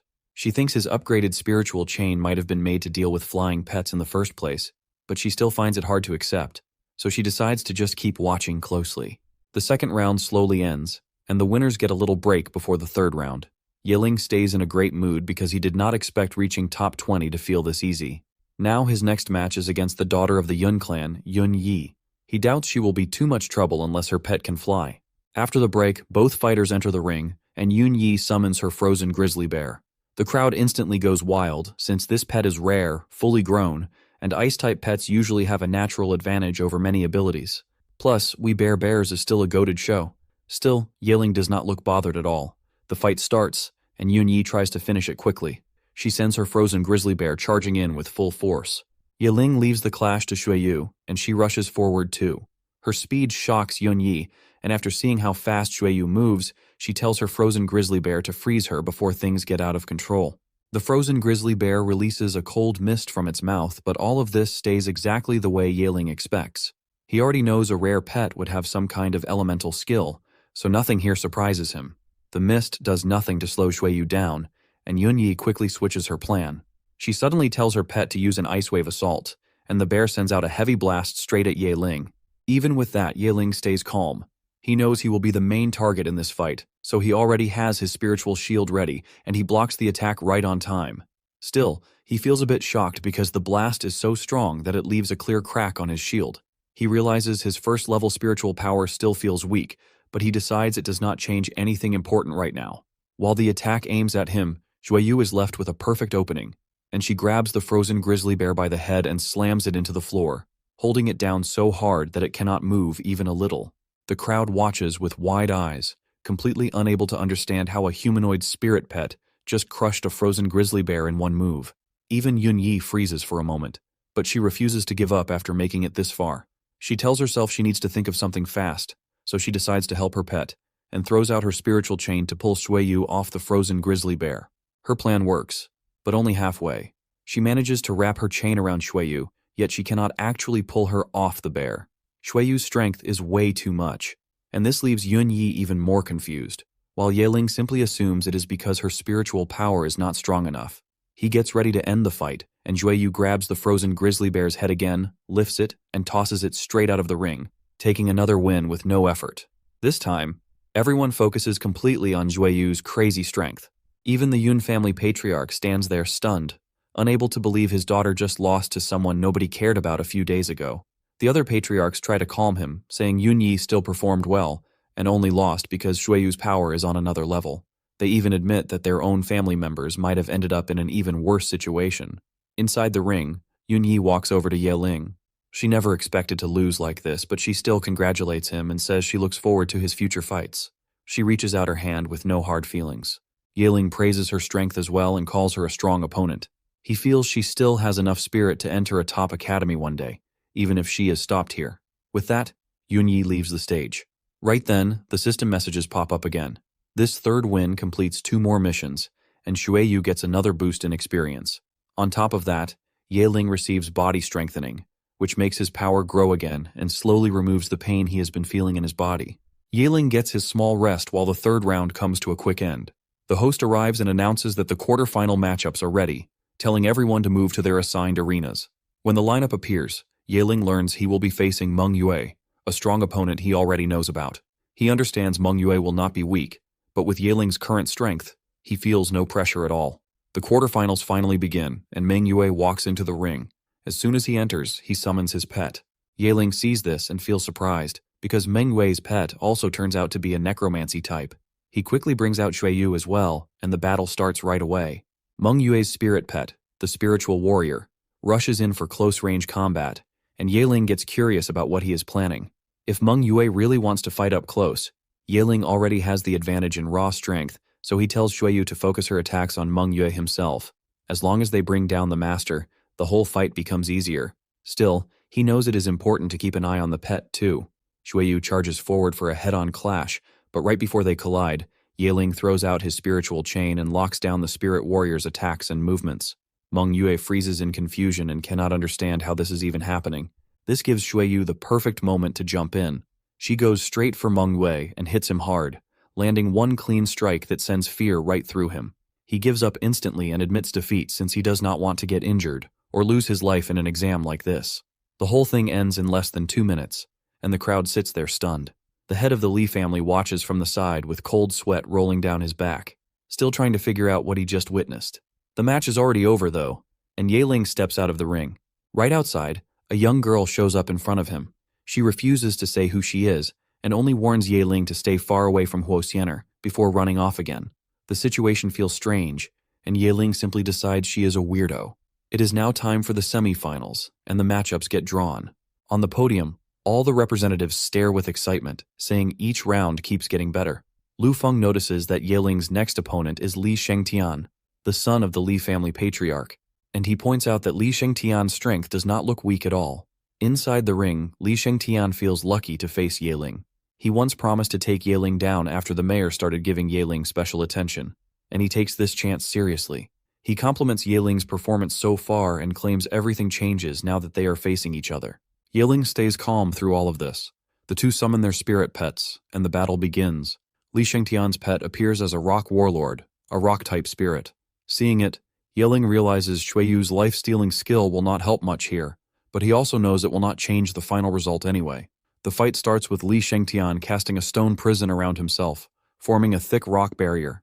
He then taunts Yeling, telling him to try breaking the stone prison, fully aware that Xueyu lacks elemental attacks strong enough to crack it. The crowd starts talking about this strategy. Some people wonder if this move is too much, since Yeling is strong but not one of the 3 great families, while others say the rock prison looks silly, almost like Li Shengtian locked himself inside. Even with that, it is still a pretty solid defense. With his safety secured, Li Shengtian moves forward and orders his pet to attack. Rock Warlord sends heavy blows toward Yeling, and Yeling can tell the strength behind them is real. He tries to use his spiritual chain to restrict the rock pet's movements, but the creature is too large and too heavy, and even a level 2 spiritual chain cannot drag it down. This means everything now depends on Xueyu, so she jumps in to strike. The problem is that Rock Warlord's defense is extremely tough, and her blow does nothing. On top of that, hitting this type of pet does not activate her lifesteal skill, making things worse. Even so, Yaling refuses to give up, especially after pushing through so many fights to reach this point. He tells himself he must find a solution. Right then, Rock Warlord breaks free from the spiritual chain completely and charges at Xueyu. Yaling reacts fast and asks her to watch out. Xueyu dodges at the last second and jumps into the air. The crowd starts whispering again as they watch the exchange, wondering if this is really all Li Shengtian can do. From the way he stands there, he looks calm, but it might just be that he is frozen in fear. Inside the ring, Li Shengtian switches plans and decides to go all out. He claims it is time for Yaling to see his real strength and orders Rock Warlord to shift into its humanoid form. Rock Warlord glows with a red light, and Yaling quickly signals Hueyu to fall back. Right then, Rock Warlord bursts apart, sending chunks of rock all across the exam grounds. When the dust finally fades, Yaling gets confused at the sight of Rock Warlord, now shaped like a robot. Li Shengtian explains that this is his strongest skill. By shrinking its size, Rock Warlord gains a stronger body and much higher speed. He gives Yaling a warning, but Yaling is more focused on testing whether this new form is really as strong as Li Shengtian says. He sends Xueyu in to check it out. Both pets rush in for a straight clash and trade hits. To Li Shengtian's shock, the upgraded Rock Warlord still loses ground and gets shoved back. Panic hits him immediately, and he tells his pet to keep pushing and keep attacking. Yaling, on the other hand, grows more confident and decides they should end things quickly. He orders Xueyu to finish the fight, and she obeys, grabbing Rock Warlord by the head, throwing it into the air, and chopping it down so hard it falls outside the ring. The crowd gets all excited, as they were not expecting a semifinal to be this one-sided. They start talking about how Yaling somehow became the strongest in school when he used to be a complete weakling not long ago. They assume he must have been hiding his power all this time. Many even start wishing they had a strong and beautiful pet like Xueyu. The representatives watching are stunned as well. Li Shengtian was not a weak fighter at all, but Yaling is simply overwhelming. Lu Feng points out that Xueyu's strength is already close to a rank 5 level 10 pet, and having power like that at such a young age is extremely rare. Even the mayor watches with excitement and says this year's finals will be something special. With the match over, Yaling officially steps into the finals without much trouble. His victory also clears 2 more missions, giving him a huge boost in XP and rewarding him with a mysterious flying spirit pet egg, which is exactly what he wanted. He has been planning to get a flying pet so he can grow even stronger. He leaves the ring, wondering how Huo Xian'er's match is going. On the other side, Huo Xian'er is cooked. She's locked in a fight against Zhang Shengnian and her flying pet. Zhang Shengnian rides her creature high above, creating strong winds below. Huo Xian'er looks stuck, only able to defend over and over without making progress. Zhang Shengnian says she is determined to reach the finals, even if it means taking down the school's idol. She asks her pet to finish the battle, and it releases huge waves of wind, pushing Huo Xian'er deeper into a tight spot. Even though Huo Xian'er has a powerful earth dragon, she cannot get any advantage in this match. Yaling watches quietly from the sidelines and sees how strong Zhang Shengnian really is. If this continues, he knows Huo Xian'er will not last much longer. Huo Xian'er's earth dragon starts taking hit after hit, and the damage keeps piling up slowly. She keeps trying to hype it up so it keeps fighting, but the poor thing eventually drops to the ground, and the win goes to Zhang Shengnian. Losing in the semi-finals leaves Huo Xian'er completely crushed. She walks off the stage with tears building in her eyes.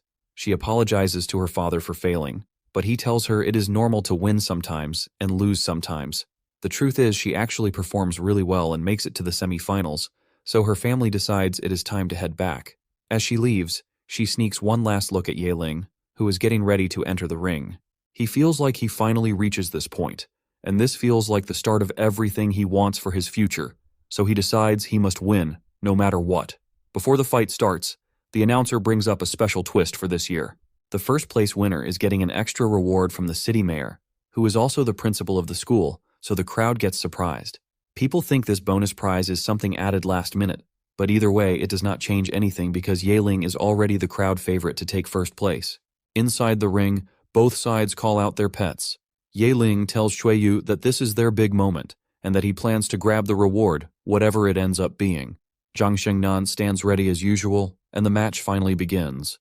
But when Yaling sees the pet she brings out, he freezes. He realizes he is facing the Storm Eagle King, a beast that is way above the little green bird he fought earlier. He starts wondering how he never noticed something this strong before, and thinks maybe it just evolved, but he does not have time to figure anything out because Zhang Shengnan attacks right away and tells her pet to go all out. The Storm Eagle King blasts a huge gust of wind and throws out a raging hurricane straight at him. The crazy speed of the attack kicks up a huge cloud of dust, but when it settles, it turns out Yeling barely saves himself by setting up an energy shield at the last second. Even Jueyu would get hurt badly if she took that head-on, so he tells her to stay behind him until he gives the next move. But the surprises keep coming. Zhang Shengnan gets shocked when she sees that Yeling unlocks a rank 2 spiritual shield. She refuses to waste a single moment and charges again. The school representatives watch the whole thing while sitting on the edge of their seats. They talk about how this year's final is way more fun than the old ones. Hongshu points out how dangerous the Storm Eagle King looks and says Zhang Shengnan might actually win. Baitong disagrees and says that even though the eagle is strong, it depends too much on landing the perfect hit, and from what he sees, Zhang Shengnan herself seems too impatient to find the right timing. Back in the ring, Yeling finds the opening he needs.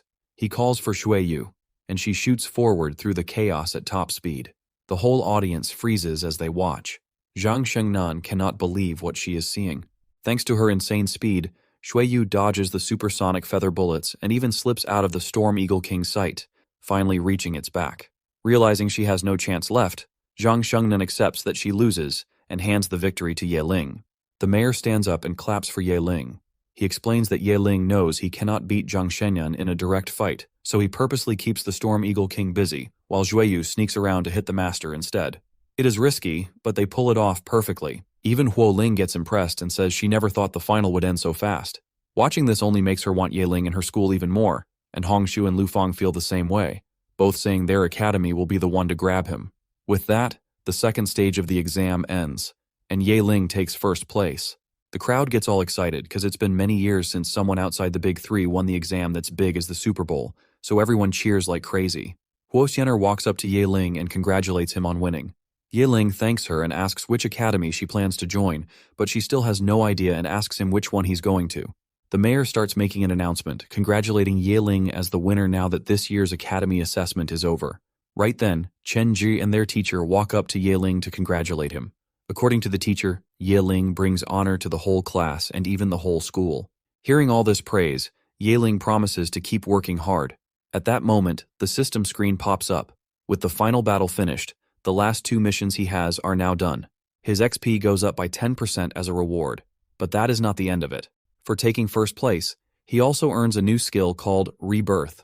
Rebirth is explained as a rare power that lets a spirit pet come back to life when it is about to die.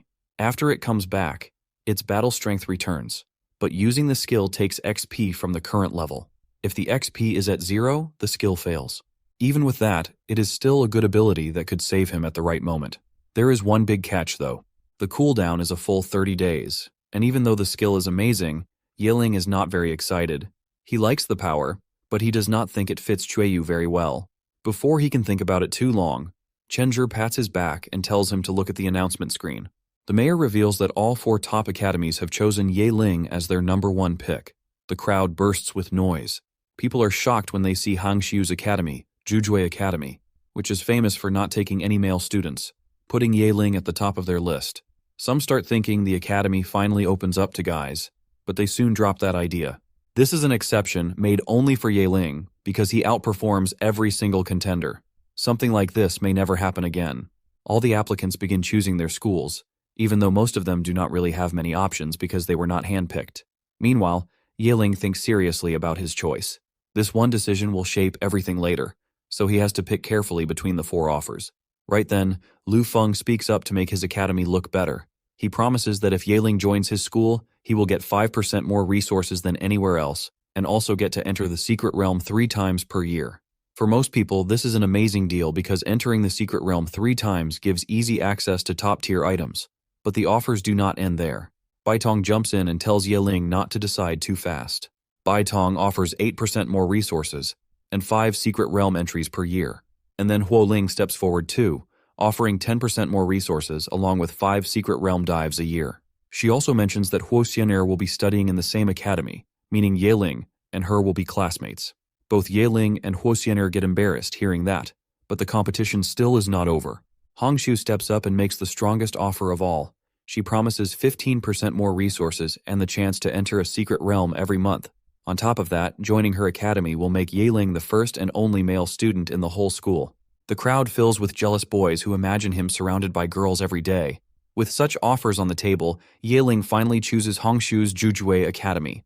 After making his decision, he picks Zhu Academy, leaving the other applicants even more jealous. Chenji feels excited for him too, while also feeling a bit jealous that his friend gets to be the only guy in an all-girls academy. Hongshu walks over to them to confirm Yeling has made a good choice. She tells him he has one day to prepare, and they will leave for the academy the next night in an airship. She heads off afterward, promising that he will not regret choosing her school. Soon after, Yeling's teacher walks up to him and says the mayor wants to meet him, so Yeling heads to the mayor's office. Inside, the mayor gives him 300,000 federal points for his great performance in the exam, and also hands him a high-ranking evolution material. When Yeling checks the item, he discovers it is an immortal bone, a rare top-grade material that only drops from powerful undead beasts. He cannot use it right now, but it is needed for Zhueyu's final evolution. Even though the reward feels too valuable, the mayor tells him not to worry. The mayor says he has no use for it and would rather give it to a young student with a bright future. With that, Yeling thanks him and leaves the office. Meanwhile, the mayor's assistant reminds him how he personally collected that immortal bone and treated it like a treasure, so she wonders why he would give it away. The mayor simply says that the young generation holds great promise, and this young man's future is impossible to measure, even bigger than the Super Bowl. The next day, Yeling waits for the airship that will take him to Zhu Academy, and Chenji stands beside him to send him off. Chenji mentions how his friend has become a big deal now, and after the 4 top academies fought over him, he ends up famous across the whole city. But Yeling does not care much about that. To him, he and Chenji are brothers for life, and he wants both of them to grow stronger together later on. While they talk, Huo Xian'er walks over and congratulates Yeling for getting into Zhu Academy.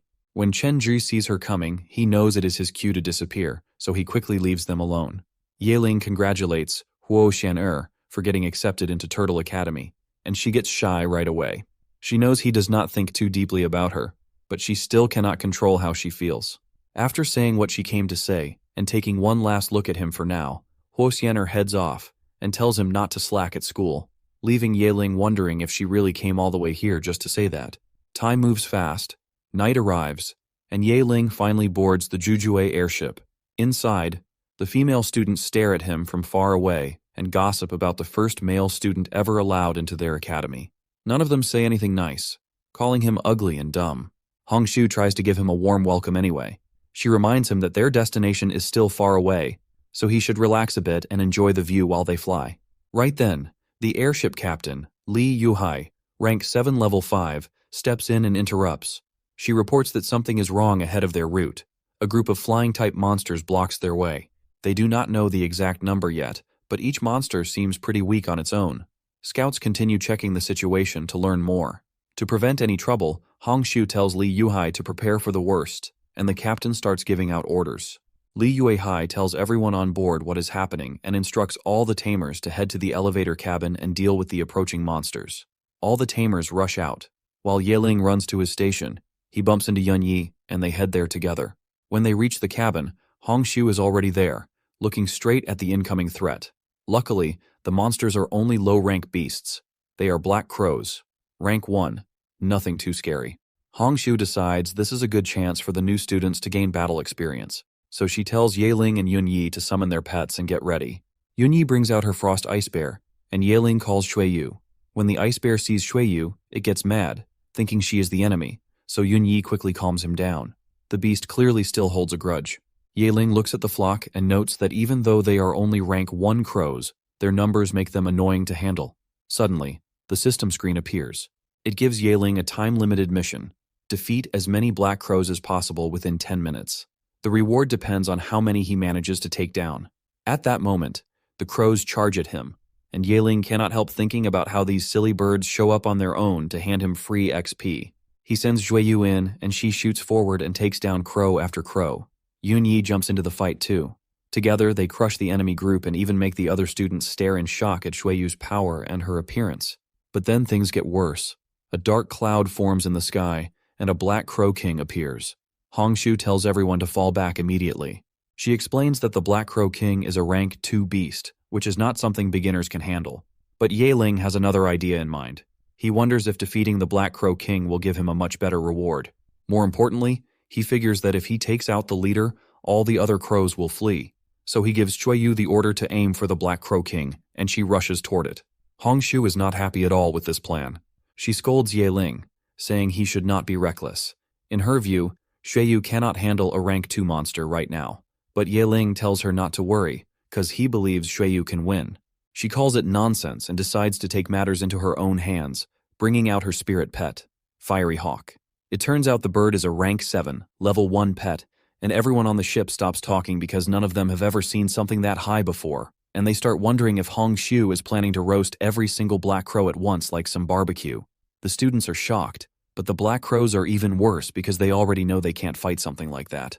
So they all start backing away like cowards since they really don't have any other option anyway. Meanwhile, Yahello is still calm and keeps telling Chueyu to keep attacking because he refuses to let the Black Crow King get away.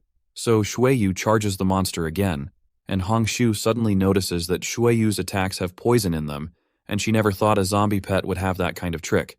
But Chueyu keeps going without slowing down. Soon, even the Crow King gets pushed into a really bad spot and decides running away is the smartest thing to do. And when the whole flock escapes, the students start celebrating like the danger is gone forever. But Yahello feels annoyed because the boss slipped away. Luckily, the system cheers him up by telling him his mission is complete with top marks. He managed to wipe out 478 crows in that short fight, and the system hands him the 4th tier reward, which is 3 experience crystals and 1 growth crystal. When he sees this, he gets confused because he still doesn't understand what these crystals even do. But now that everything is calm again, the students are told to return to their rooms. Yahello keeps checking things inside the ship, and quickly learns that the experience crystals give a pet 10% of the experience they need, and the growth crystal gives 10% of their growth points, so he gets excited because that basically means Chueyu can evolve right now. He wants to strike while the iron is hot, so he starts her evolution immediately, and she begins glowing with a reddish color that wraps around her whole body. After a short moment, she finishes changing and turns into a new type of monster, a gray-eyed zombie, and she becomes a rank 2 pet with uncommon growth, which makes Yahello extremely happy even though this is just the start.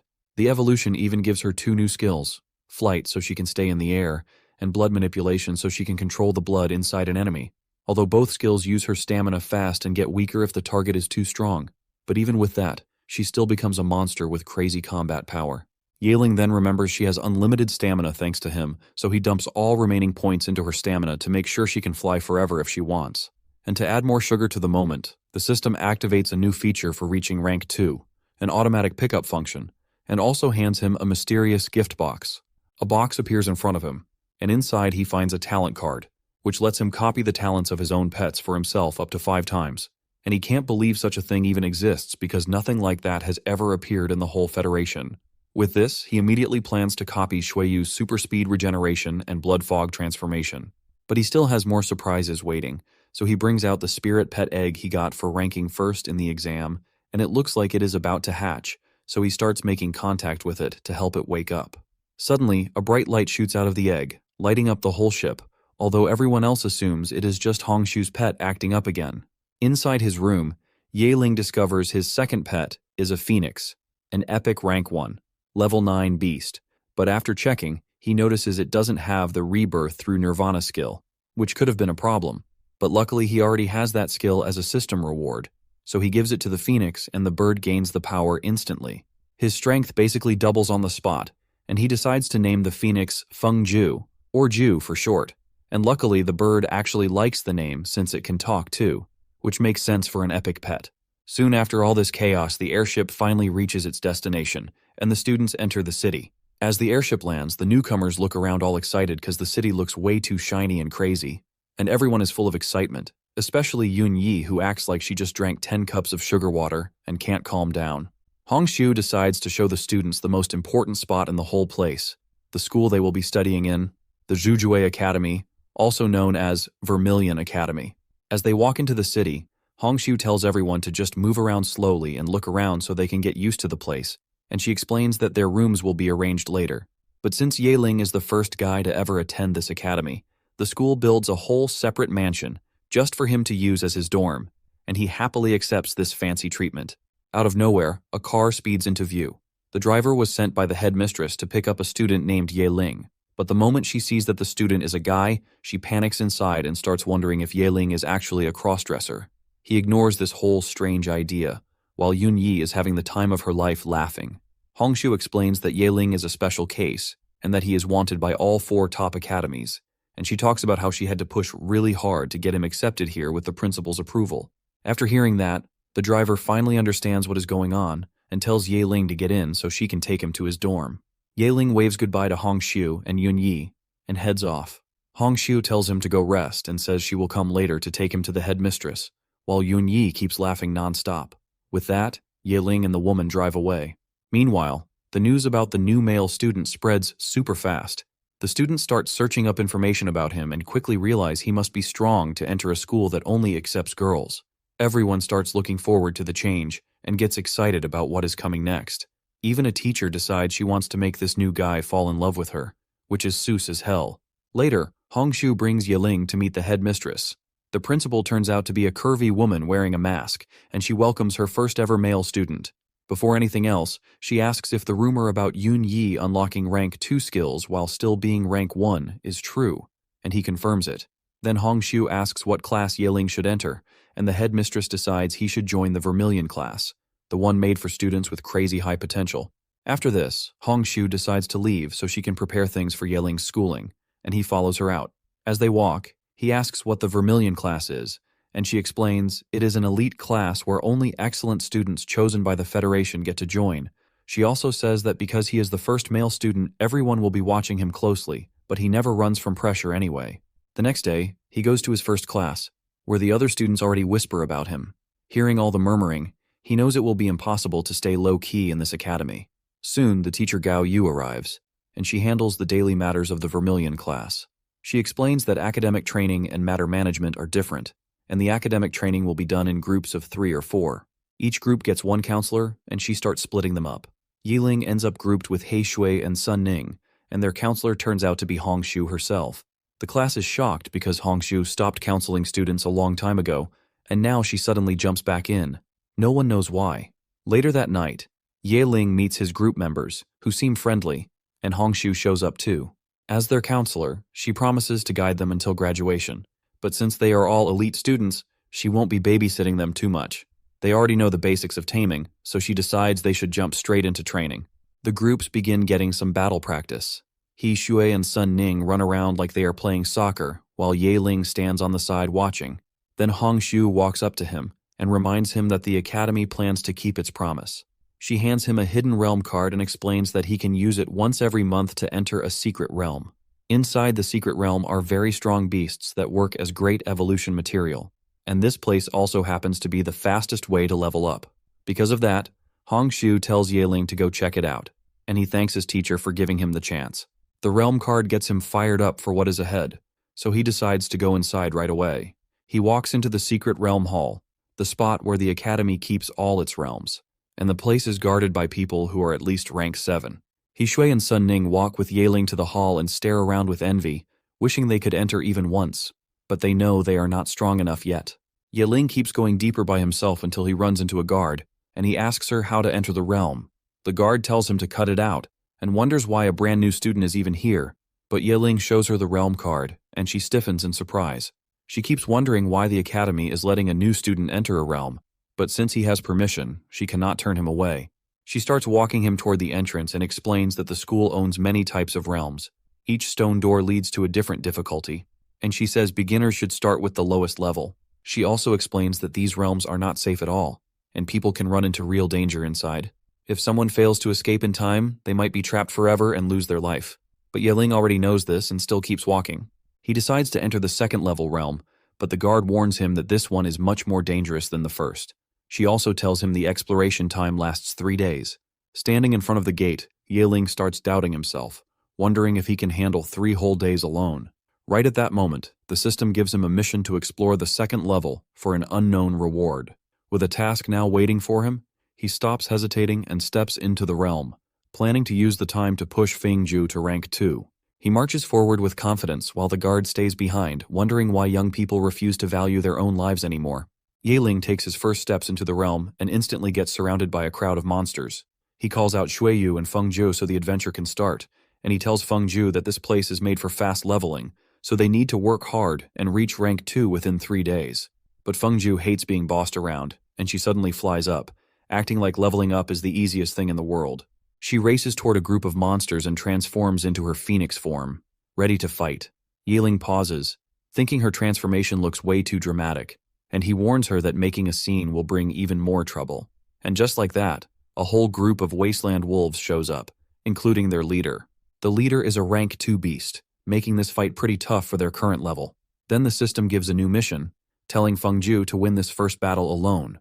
If she succeeds, they will get a double experience card, which is perfect timing. Yahello tells his new pet to show her full power while he and Xueyu stay on the side and watch.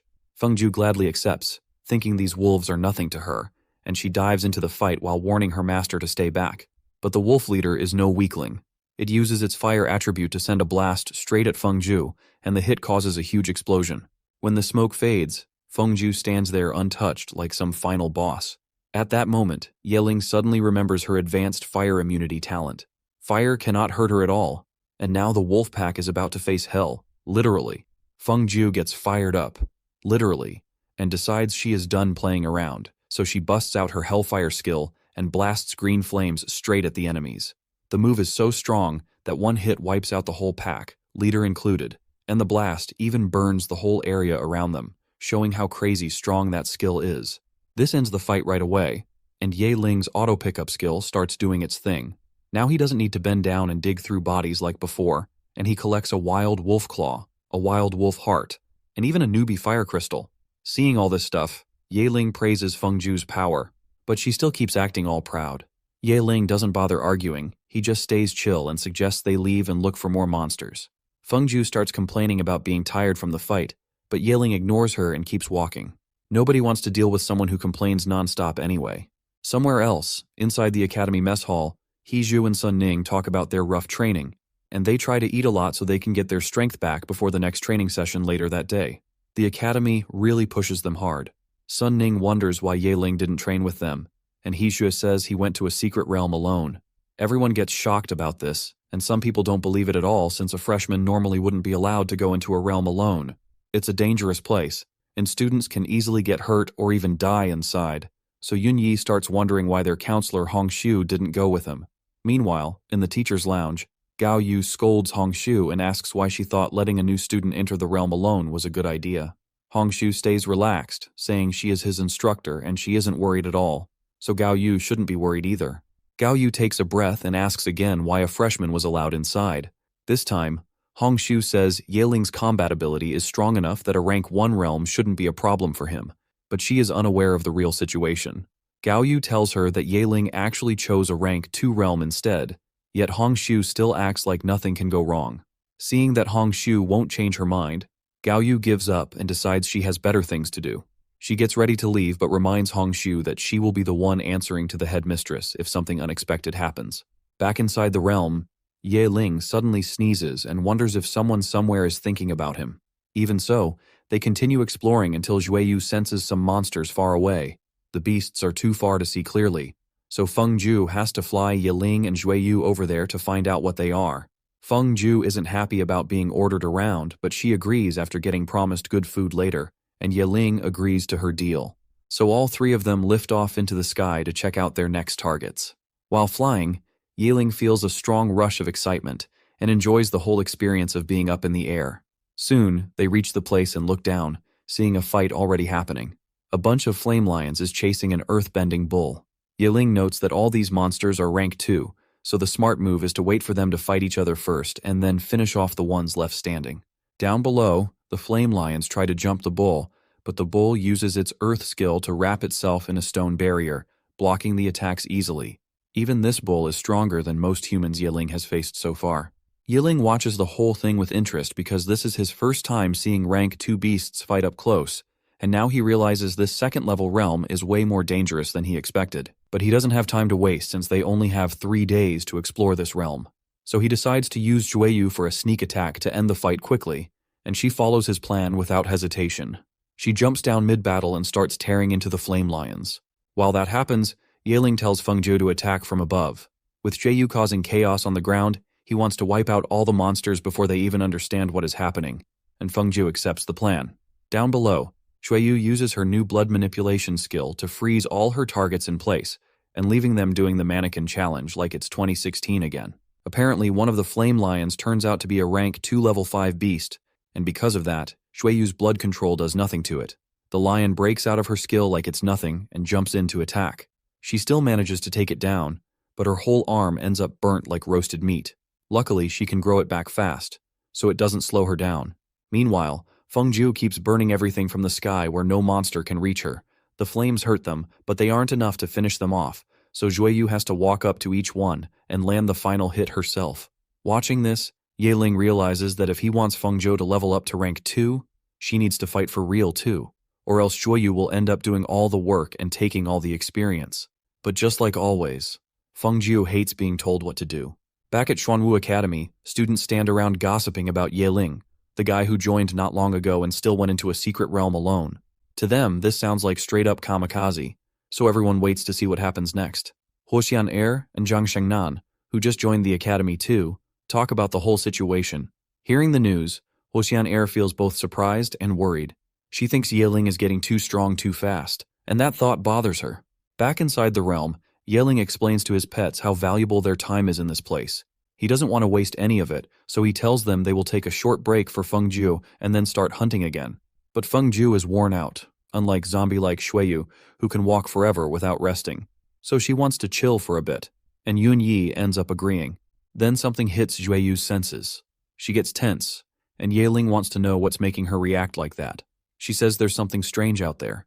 So Yaling decides to go check it out with her, and they walk deeper into the forest until they find a weird glowing fruit. Yaling has never seen anything like it before.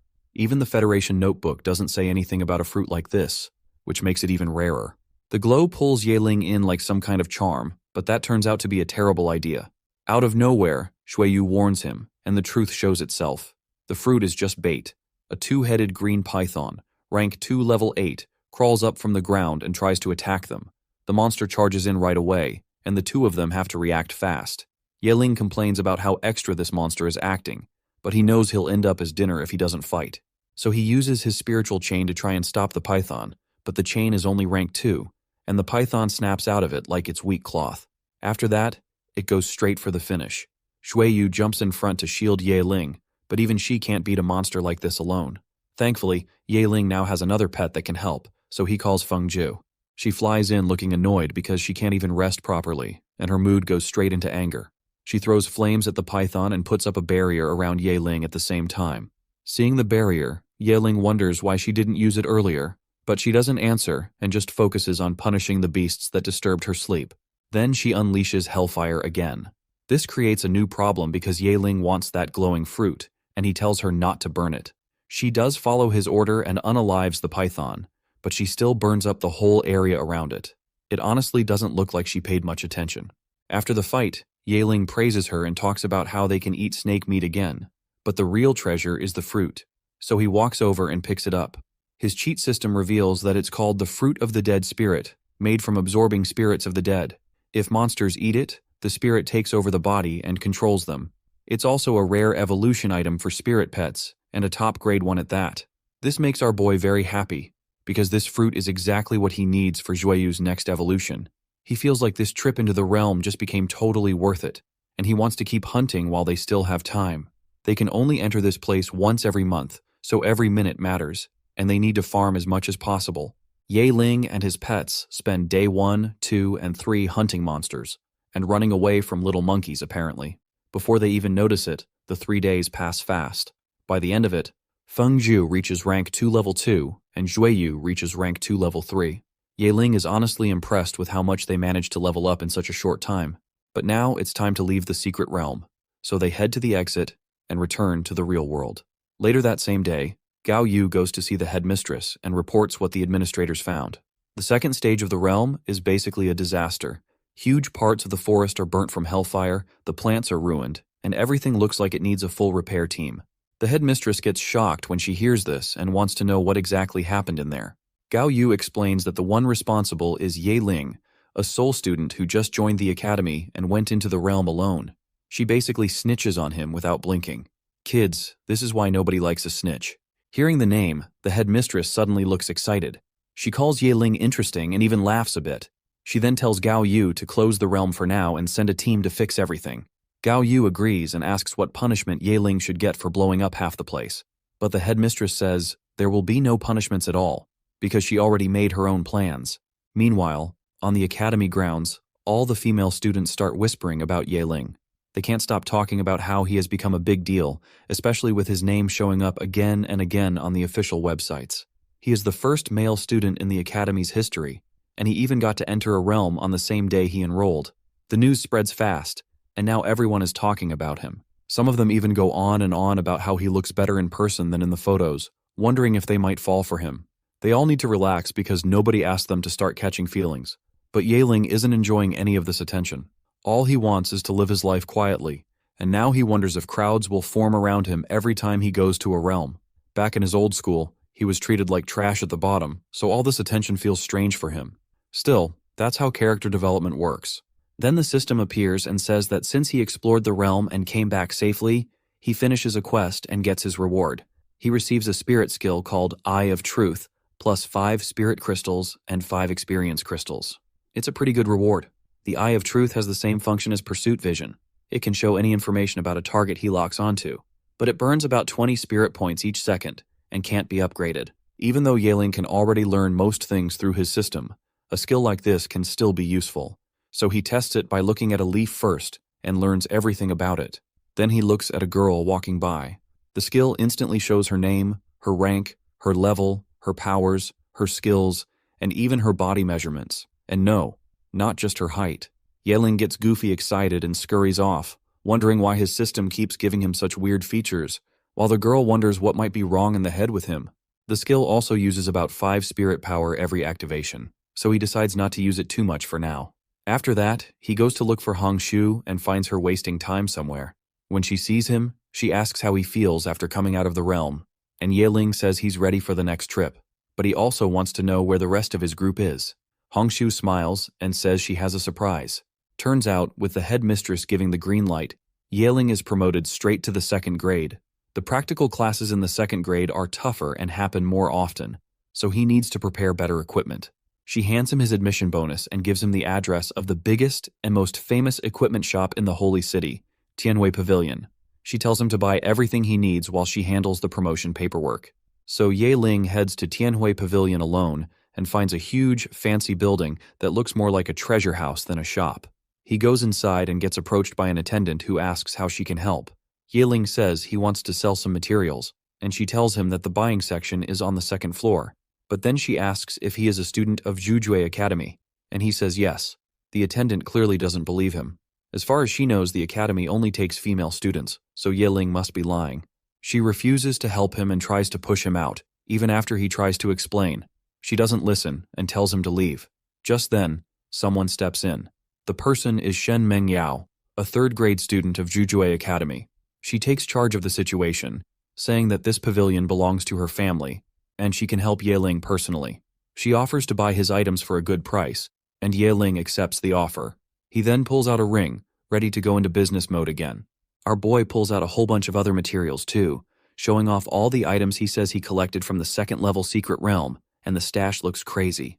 Shen Mengyao takes one look and can already tell the stuff is solid, so she finally believes all the talk about him going into a realm alone on his first day. When she checks everything closely, she even spots an emerald pearl, and she gets excited because she has been trying to find this thing for a long time since her poison mist vine needs it to evolve. Ye Ling ends up giving the pearl to her because none of his pets can use it anyway. They ain't made of glass, and Shen Mengyao takes it without wasting time. She then tells the shop assistant, Old Zhao, to calculate the prices for all the materials and make sure Ye Ling gets a good deal, and the assistant gets right to work.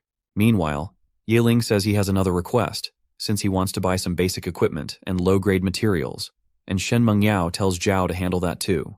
Once Zhao finishes everything, she even adds that he can get a nice discount. After a bit, he gets all the stuff he came for and gets ready to bounce. Shen Mengyao explains that everything he bought will be delivered straight to his place, and she adds that he can always come back whenever he needs anything. He thanks her and heads out, while she reminds him to stop calling her senior and use her name instead. When he walks away, old Zhao starts getting curious because Shen Mengyao has never acted this way with anyone else, so she wonders if Shen Mengyao likes Yeling. Shen Mengyao shuts that down fast and tells her to mind her business and focus on the news. Over at the academy, Yeling's classmates look sad after hearing he's getting promoted, since that means he's leaving their class. Yeling eventually reaches the school grounds, thinking about how he managed to make 450,000 federal points from the materials he sold. He also thinks about how he spent 170,000 on his new equipment, and while he is still calculating everything in his head, a student suddenly shows up in front of him. The girl, Wuxuan, asks if he is Yeling, and once she knows the answer, she jumps straight into an attack. He has no idea why he is suddenly getting chased around, especially since he has no clue who she even is. Wuxuan basically insists they should just fight first and talk later, but Yeling is not interested in throwing hands, so he dodges everything and runs off, saying he has other things to do instead of dealing with her nonsense. His getaway move makes Wuxuan even angrier, and she swears she will break him apart the next time she sees him. Later, Yeling meets up with Hongxiu, who notices he looks stressed, so he tells her about the strange girl who came after him. Hongxiu explains that he should get used to this kind of thing since he is now the only boy in the whole school after his promotion to 2nd grade. She quickly switches to the main reason she came. She wants to introduce him to his new teacher. Right then, Li Xingyu, a rank 7 level 3 tamer, pops up behind them. She just returned from one of her missions, and she also happens to be Yeling's new teacher. Li Xingyue starts teasing him immediately, getting close to his face and commenting about how he looks good but acts like he has no confidence. And she wonders how he is supposed to follow her like that, which leaves him all confused. Hongxiu tells her to chill and heads out, and Li Xingyue takes Yeling to meet his new classmates, basically hinting these might be new waifus in the making. Somewhere else in the school, a group of girls are talking about the news that a boy is joining their class, and they seem stressed about rankings since he is still a freshman. They believe that no matter how strong he might be, he can't just mess up their group. Li Xingyue then shows up with Yeling behind them. She introduces him to the girls and explains how the ranking system works. She says the 2nd grade gets re-ranked based on real combat, and the girl standing in front, Zhao Xiu, is the top student of the entire grade. Zhao Xiu welcomes him into the class, but Yeling feels like the whole vibe is a little too friendly. He checks her stats and learns that Zhao Xiu is already ranked 2 level 8 with 2 rare spirit pets, and their strength leaves him impressed. This fires him up, and he wants to know more. If the ranking is based on actual combat, he wonders if he can take 1st place by defeating her. Li Xingyue explains that there are rules in place, and Zhao Xiu continues the explanation. If he wants to challenge her, he needs to reach the top 10 first. Right now, he is unranked. Yeling feels like the ranking system is a little too much, but maybe there is a shortcut. Suddenly, Wuxuan shows up again. She turns out to be the 3rd place holder in the whole 2nd grade, and she declares that if he manages to beat her, she will hand over her 3rd place ranking. But if he loses, she wants him to leave Zhu Academy completely. Yeling already knows this girl as the crazy psycho who jumped him in the middle of the street, and Wuxuan still stands there acting bold and asking if he is brave enough to face her. Meanwhile, Zhao Xiu and her little crew start gossiping because they can see Wuxuan is pushing things too far. They know Yeling has way more to lose here, and to them, this fight looks like a bad deal with nothing much to gain. But Yeling is in the mood for chaos and just agrees on the spot. Wuxuan answers right away by bringing out her spirit pet, a thunderous bear. The thing shows up ranked 2 level 7, and even Zhao Xiu points out that Wuxuan is not playing around at all. Students start gathering when they hear the noise, since it has been a long time since Wuxuan showed her pet. They all stare because the pet's presence is crazy strong, but that's normal for someone who sits as the 3rd highest ranked in the 2nd grade. She basically has every reason to act proud. Yeling still checks her stats just to be sure, finding out she really is ranked 2 level 7 with a bunch of strong skills that make her annoying to deal with. He calls out Shueyu, and her appearance causes even more noise in the crowd. The girls start admiring how pretty Shueyu looks while also complaining about how unfair it feels for a spirit pet to look better than them. Wuxuan clearly doesn't enjoy seeing everyone distracted, and she tells Yeling to call out his 2nd pet too, asking if he really thinks a humanoid pet like Shueyu can handle her thunderous bear. Yeling keeps things calm and tells her to bring it on, so Wuxuan charges forward and orders her pet to tear Shueyu apart. Yeling signals Shueyu to handle it however she wants, and both pets dive into the fight. Their first clash hits so hard that dust flies everywhere, and both pets walk out of it without even a scratch. Yeling watches this and gets surprised at how tough the bear's skin is. Wuxuan simply says that this is only the beginning. She calls for her pet to use Thunderbolt armor, and the thunderous bear suddenly glows with a purple aura and suits up in a crackling armor. Zhao Siyu explains that the armor not only protects the bear, but also deals damage to anyone who touches it. The crowd just stands there shocked at how scary Wu Xuan's strength looks. The bear is a full power type pet, and when you add Thunder Force on top, its punches must hit like a truck. People start whispering, wondering how long Yiling's pretty pet can survive that kind of power. On the field, Shuiyu tries to attack, but just like Zhao Siyu said earlier, she ends up taking damage from the lightning armor. Even though she manages to trip the bear, flip it onto its back, and climb on top of it, her arms give out under the shock. Zhao Siyu watches closely and explains that she must have taken the lightning backlash, so her arms should basically be useless now. Nobody realizes that Shuiyu has crazy fast regeneration. Her arms grow back immediately like she's got battle pass, and all her injuries disappear. Wu Xuan finally starts feeling pressure. She admits she didn't take this fight seriously enough, and now she has no choice but to step things up. She calls out her second spirit pet, the Phantom Lizard. Even with that, the crowd still doesn't think she is winning. From everything they see, the thunderous bear is actually the one getting pushed back. From the way the crowd sees it, Shuiyu is way too strong. The speed and power of her swing stay the same the whole fight, almost like she is running on autopilot. Even so, many of them still doubt that Wu Xuan, the third-ranked student, would actually lose to some newcomer. Then Xiang Mengyao shows up to watch, and she looks annoyed. To her, bullying weaker people is already bad, but Yaling being outnumbered now just makes him look like someone who keeps getting picked on. Inside the ring, the Phantom Lizard sneaks behind Yaling, and Wu Xuan sends the order to take him down. Yaling already saw that coming long ago since the move is old and predictable. He just takes one step to the side and dodges the hit easily, saying he has been waiting for this exact moment. Wu Xuan stares at him in shock, because she has no idea how he found the Phantom Lizard from such a blind spot. She doesn't know that he is different from the rest, and has a cheat system helping him. The whole time, Yaling has been using his new Eye of Truth. With that help, he brings out his second pet, Feng Ju, and tells her to end the fight. Wu Xuan tries to call her pet back to her side quickly, but she reacts too late. Feng Ju jumps in with crazy strength and starts blasting attack after attack. In seconds, she goes full force and burns through the battlefield, taking down the target with ease. Zhao Siyu watches this and slowly starts to panic. She tells the crowd to move back right away because it is way too risky to stay close anymore, and she is right. Feng Ju keeps firing non-stop, sending out a whole storm of flames, and soon both of Wu Xuan's pets drop down unable to fight. Wu Xuan's ego takes the real hit this time, and she falls to the floor, saying Yaling is far too scary. Hongshu and Gao Yu, who are also watching from the side, are stunned too. Gao Yu asks Hongshu if she already knew Yaling had a Divine Phoenix pet, but she says this is her first time seeing it as well. With the fight finally over, Yaling signals Feng Ju to calm down and pull back her flames since she has already done enough. She stops, saying her master should have told her sooner, and she seems like she used more energy than she needed. Wu Xuan admits defeat and accepts her loss. She offers her ranking to Yaling and promises to send the resources of the third seat to his account later. Meanwhile, the students watching are left amazed by Yaling's strength.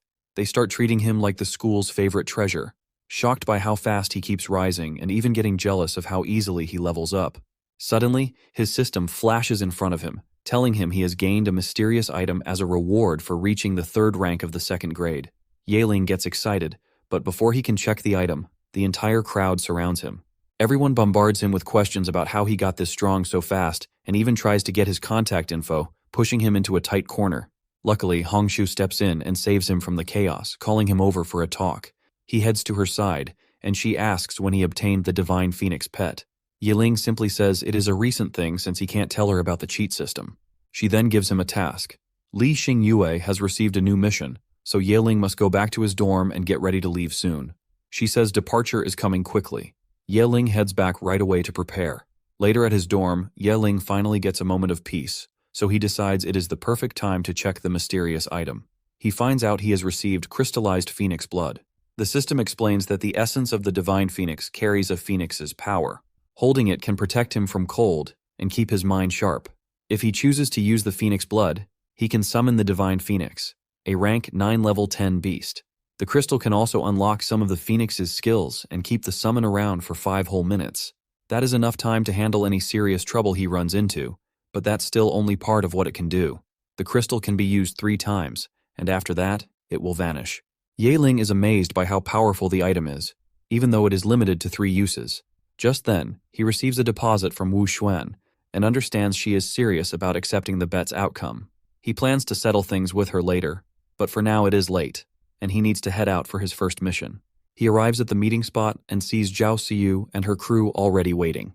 When she sees him, she gets excited and says he shocked the entire grade, or maybe scared them. Yaling, now holding the 3rd rank, asks if he has the right to challenge Zhao Siyu directly, and she tells him that right is now his. Before they can talk more, Li Xingyue walks up and checks if everyone has arrived. She tells Yaling that she heard that he's now in 3rd place in the 2nd rank, and he tries to act humble, saying he is just lucky and barely beat Wu Xuan to get that rank. The group now has a very important mission in front of them, and they need to handle it right away. Li Xingyue explains that in the nearby Heian city, a bunch of low-level demons suddenly show up, and there are so many that people are calling it a low-level demon tide. To keep the city safe and deal with the threat, the city sends a request to the Federation, and that is where the students come in. She says this low-level demon tide should not have any high-level monsters, so it should be good training for them. A teacher will also stay close to the students the whole time to keep them safe. After this, she tells everyone to ask questions if they have any, but if not, they need to move out fast. None of the students have anything to say, so they all head out. They jump into a car and start their trip toward Heian City, which is not that far, so they expect to reach the place pretty fast. She also gives them a manual with all the demon info they will need, telling them to study it so they know what they are dealing with. Yaling and the others go through the database and see that their enemies will mostly be undead-type monsters.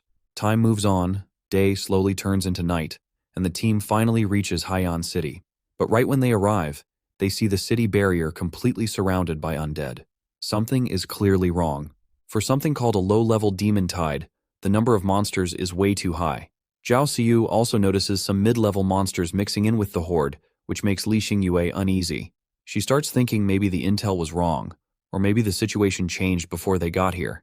Still, the first thing they need to do is enter the city, so she tells everyone to hold tight and steps hard on the gas.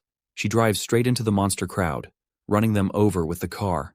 It works well enough, but the monsters fight back, and the car gets surrounded in seconds. The demons rush the vehicle, but Yaling jumps in, using a spiritual shield to protect everyone because he refuses to let anyone get hurt. Even so, they still need to escape, so Li Xingyue pushes the speed even more and uses a skill called Energy Rush to blast through the monsters and make it inside the city at last. At the same time, far away on a cliff, a skeleton monster watches everything. He is a Death Knight, and he seems happy the humans have arrived. He waits for the red moon and plans to sacrifice everyone in Heian City when the time comes. Inside the castle, students from all the top academies gather safely and start asking the city lord Luo what is actually happening. The situation looks completely different from what they were told. Lord Luo says things are much worse now. He explains that the number of demons outside the city keeps rising fast, and on top of that, a Death Knight has been spotted in the horde. The students feel scared when they hear this, since they know they cannot do much against a monster like that. Right then, Li Xingyue arrives. She says that instead of sitting around and waiting for death, they should take the first step and attack. She warns that if the monster count keeps growing like this, Heian City will take huge losses. She believes waiting for the support unit is too slow and that they need to fight back themselves. Lord Luo agrees and says they can use heavy weapons if they go with this plan. Meanwhile, Yaling and the others wait outside the castle for their teacher. They look around the area and notice the city does not look as lively as before. Time keeps passing. Minutes slowly turn into hours, but Li Xingyue still does not return. Zhao Siyu starts wondering why she is taking so long. Suddenly, a loud commotion nearby makes everyone look over. A group of soldiers walk by while moving a spirit cannon, a strong weapon powered by dark crystals. Zhao Siyu points out that the city would not use something like that unless things became really bad, which means the situation is now very serious. She feels like the battle is about to start. Right then, a huge explosion goes off. Ye Ling sees the blast coming from the direction of the city wall, and he tells the others they should check it out. The other students agree, and they move toward the noise.